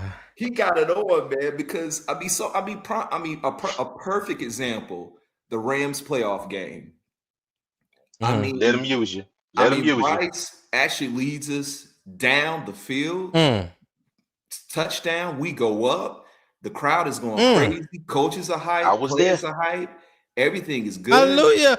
And then literally, as soon as the defense came out on the field, my first thought was, oh, Lord, we about to lose this game because our corners are going to be 10 yards off. And knowing Matthew Stafford and knowing just how smart he is, he's just going to just attack the zone. He's not going to throw no deep, crazy passes. He's not going to do nothing, extraordinary. He's just going to attack the gaps in the zone defense. And that's exactly what he did. He nickel and dimed us down the field, and they won. And I can't. I mean, we can't. Okay, we can blame Bryce and say, hey, you got to score more points. Sure, but oh Lord, I'm about to say this. Oh my goodness. But at the end of the day, if your defense is being played like that, if I am a quarterback, I'm laughing, because in my head I'm thinking, man, you know what? Like Jermaine White, I can't read these comments. I'm saying now, JP. That's how we doing. Okay. Okay. What? That's how we do. Dang. All right. Hey, real quick, because Kevlar Tom, he made a good comment because me and CJ, we have talked about this before. He said we targeted tight ends around 5 times a game last year. That's league average. And one of the things, I appreciate that comment, Kev Tom. But one thing that me and CJ was talking about was, are we using them to run the right routes? Because I know I heard people a lot say, well, we don't hit the tight ends down the seam. Well, I don't see a lot of pass plays that is routes that are being run by the tight ends down the seam or over the middle. I don't see a lot of that. So is that more of the play calling, that's baked into the play call, what we asking our tight ends to do? I'm just asking because I don't know. I don't know for sure. I think, and I mean, I'm probably wrong, but like I feel like the biggest issue is that we don't just focus on one tight end. You know what I mean? Okay. It's like we don't just focus on basically one tight end as our main tight end, and that's who we're going to. It's like when I think about the Carolina Panthers, I think about, okay, if we're going to use a tight end, we're going to use one and just put him on a pedestal and just focus on him. Like our offense, when it ran through Cam Newton, you had a bona fide tight end that you just went to, right? And Greg Olsen. And we just focused on him. And so I feel like trying to pass it to multiple tight ends, I mean, you can do that. But if I'm a receiver, right, I want to be that featured guy, right? I want to get as many touches as possible. And so I feel like I would rather us maybe pass it a lot to Darren Waller and Mitchell Evans, as opposed to trying to spread it out amongst 4 or 5 guys. Have you ever seen the message? Right. I'm trying not to laugh, dog. I am trying not to laugh. Mr. Hunky Dory, dog, listen. Oh, boy. You can always count on him for pure comedy. If you don't expect nothing else, I promise you can expect Mr. Hunky Dory to come with the comedy, dog. Oh my goodness. Oh my God. These comments have been A1 today, man. I mean, Poppin just he got a funny comment too, man. Poppin just what I'm saying, they call me the Juggernaut. Oh man. Oh God. I got somebody need to get a picture of Ivero and put a Juggernaut head on him or a Magneto helmet. I gotta see it, dog. I gotta see it. I know one of y'all wizards out there with the internet that y'all can do that. Yeah. Hey, say less. That is too fun. Hold on. I'm gonna get a Magneto helmet for JP. Yeah. Leave that up there so I can snip that picture later. I'm gonna get a Magneto helmet for JP. I'm gonna get a Juggernaut helmet for Piccolevero.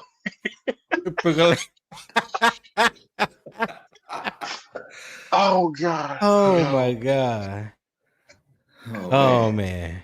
Okay. Hey, what the hell are we talking about? I don't know. Listen. Anybody got any last comments, man, before we get out of here? Hey, my man. Go ahead, Zip. Hey, Go ahead, Zip. My man Charles just stole the show today. You know what I'm saying? All that. Hey, he had his trumpets out all day, goddamn it, but he stole the show. He stole the show. Hey, he stole the show, dog. He stole the show. But let me tell you something. He has not made it easy for himself when he go in these other rooms, boy. I'll tell you that. Boy. I know that for sure. Yeah. He has not made it easy. They gonna be on his ass. I ain't gonna name no names, man, but just say, man, I'm like a dead man walking, man. You know what I'm saying? On certain shows, man, you know, I tried to get on one show, man. They called me out, man, and I was like, okay, well, I need to teleport out of here. You know what I'm saying? Yeah, teleport. I Hey Someone pointed man, don't out. even worry about that. Hey, wherever you go, speak. Hey, speak your truth, dog. Shoot, Speak you truth to good? power, Charles. Speak Yeah. truth to power. Do not let the last 2 days of session Go to waste. yeah, go to waste. There you Big go. facts. Do not let it go to waste, man. Don't throw it by the wayside.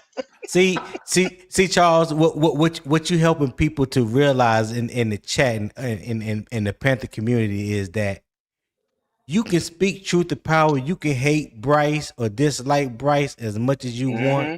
and still be truthful about it. See, Charles, you don't know. You helping many other Panther fans that probably felt just like you. They just haven't came and laid on the couch yet. That's all. Their time will come. Their time will come. Don't worry about it. You won't be the only one. You won't be the Hey, only one, Charles. and look, Charles, and even if Mhm. you snap back to whatever the X-Men universe is coming up in Doomsday, you go back there and Bryce is the devil. You can still come on here and talk about it. We're still Yeah, welcome you on stage. yeah. Peep though. You have a friend in me. Peep You though. have a friend in me. All right, it's Let officially me time to stop. go. Hey, Tom, bro, you stupid, dog. Y'all got Tony saying, Jesus. Oh my gosh, yo. Oh Man, my Hey, I'm dying God. laughing, man. But see, this is the Hey most man. in my universe. Bryce Young, he is 6'5", 250 pounds. damn, 350, goddamn. Hell, Damn, get a quarterback 350? in He shape, runs a Tom. 4.5 40. That joker's a tight end. Yeah. Shit, but he a Yeah. defensive lineman. Hey, roll master ain't no helping PPP. He gone, dog. He gone. Ain't I can't I won't even attempt. I won't even attempt. What is it? Chucky Chucky said he'll said be he'll Andy's be friend. Andy's friend to the end. Oh gosh. Oh Hey, God. Oh Oh, gosh. hey, I'm so oh y'all lost. boys on man. one this morning, bro. Y'all Hey, on one let me this tell you morning. Manners. something. Oh gosh. Hey, Freedom Friday has been all that I hope it would be, man. It has definitely been a pleasure. Shout out to Oh yeah. everybody that was on the panel today. Cat Daddy, Big Zip, Charles Xavier, Poppin. Um, who else? I think that was pretty much it. Everybody that's been on the panel. Thank you to everybody that has donated to Unbiased Opinion Sports Talk today. Reality Beats, Will Robinson, Robert Foxworth, Blackout TV, Chris 17227, and Mr. Honky Dory. I greatly appreciate you guys' donations. Thank you for supporting the show. All right. So Feleipe Franks is the versatility test. The Tavion Sanders is the Tavion Sanders is the development test. Darren Waller is the veteran receiver test. All right. Carolina's tight end decision is not about collecting names. It is all about building an offense that can stay multiple without becoming predictable, and a game day roster that can cover every job. The film has to back up the projection. The production matters and role clarity matters. And on this roster, special teams may decide more than fans realize. If you enjoyed the show, hit the like button on your way out. I would greatly appreciate it. Also, subscribe to Unbiased Opinion Sports Talk. That's youtube.com/@UO Sports Talk is the handle. All right. Share this with other Panther fans, family, and friends, even co-workers. And as always, everybody keep the debate respectful. Keep the football facts first. And always, Panther Nation, keep pounding.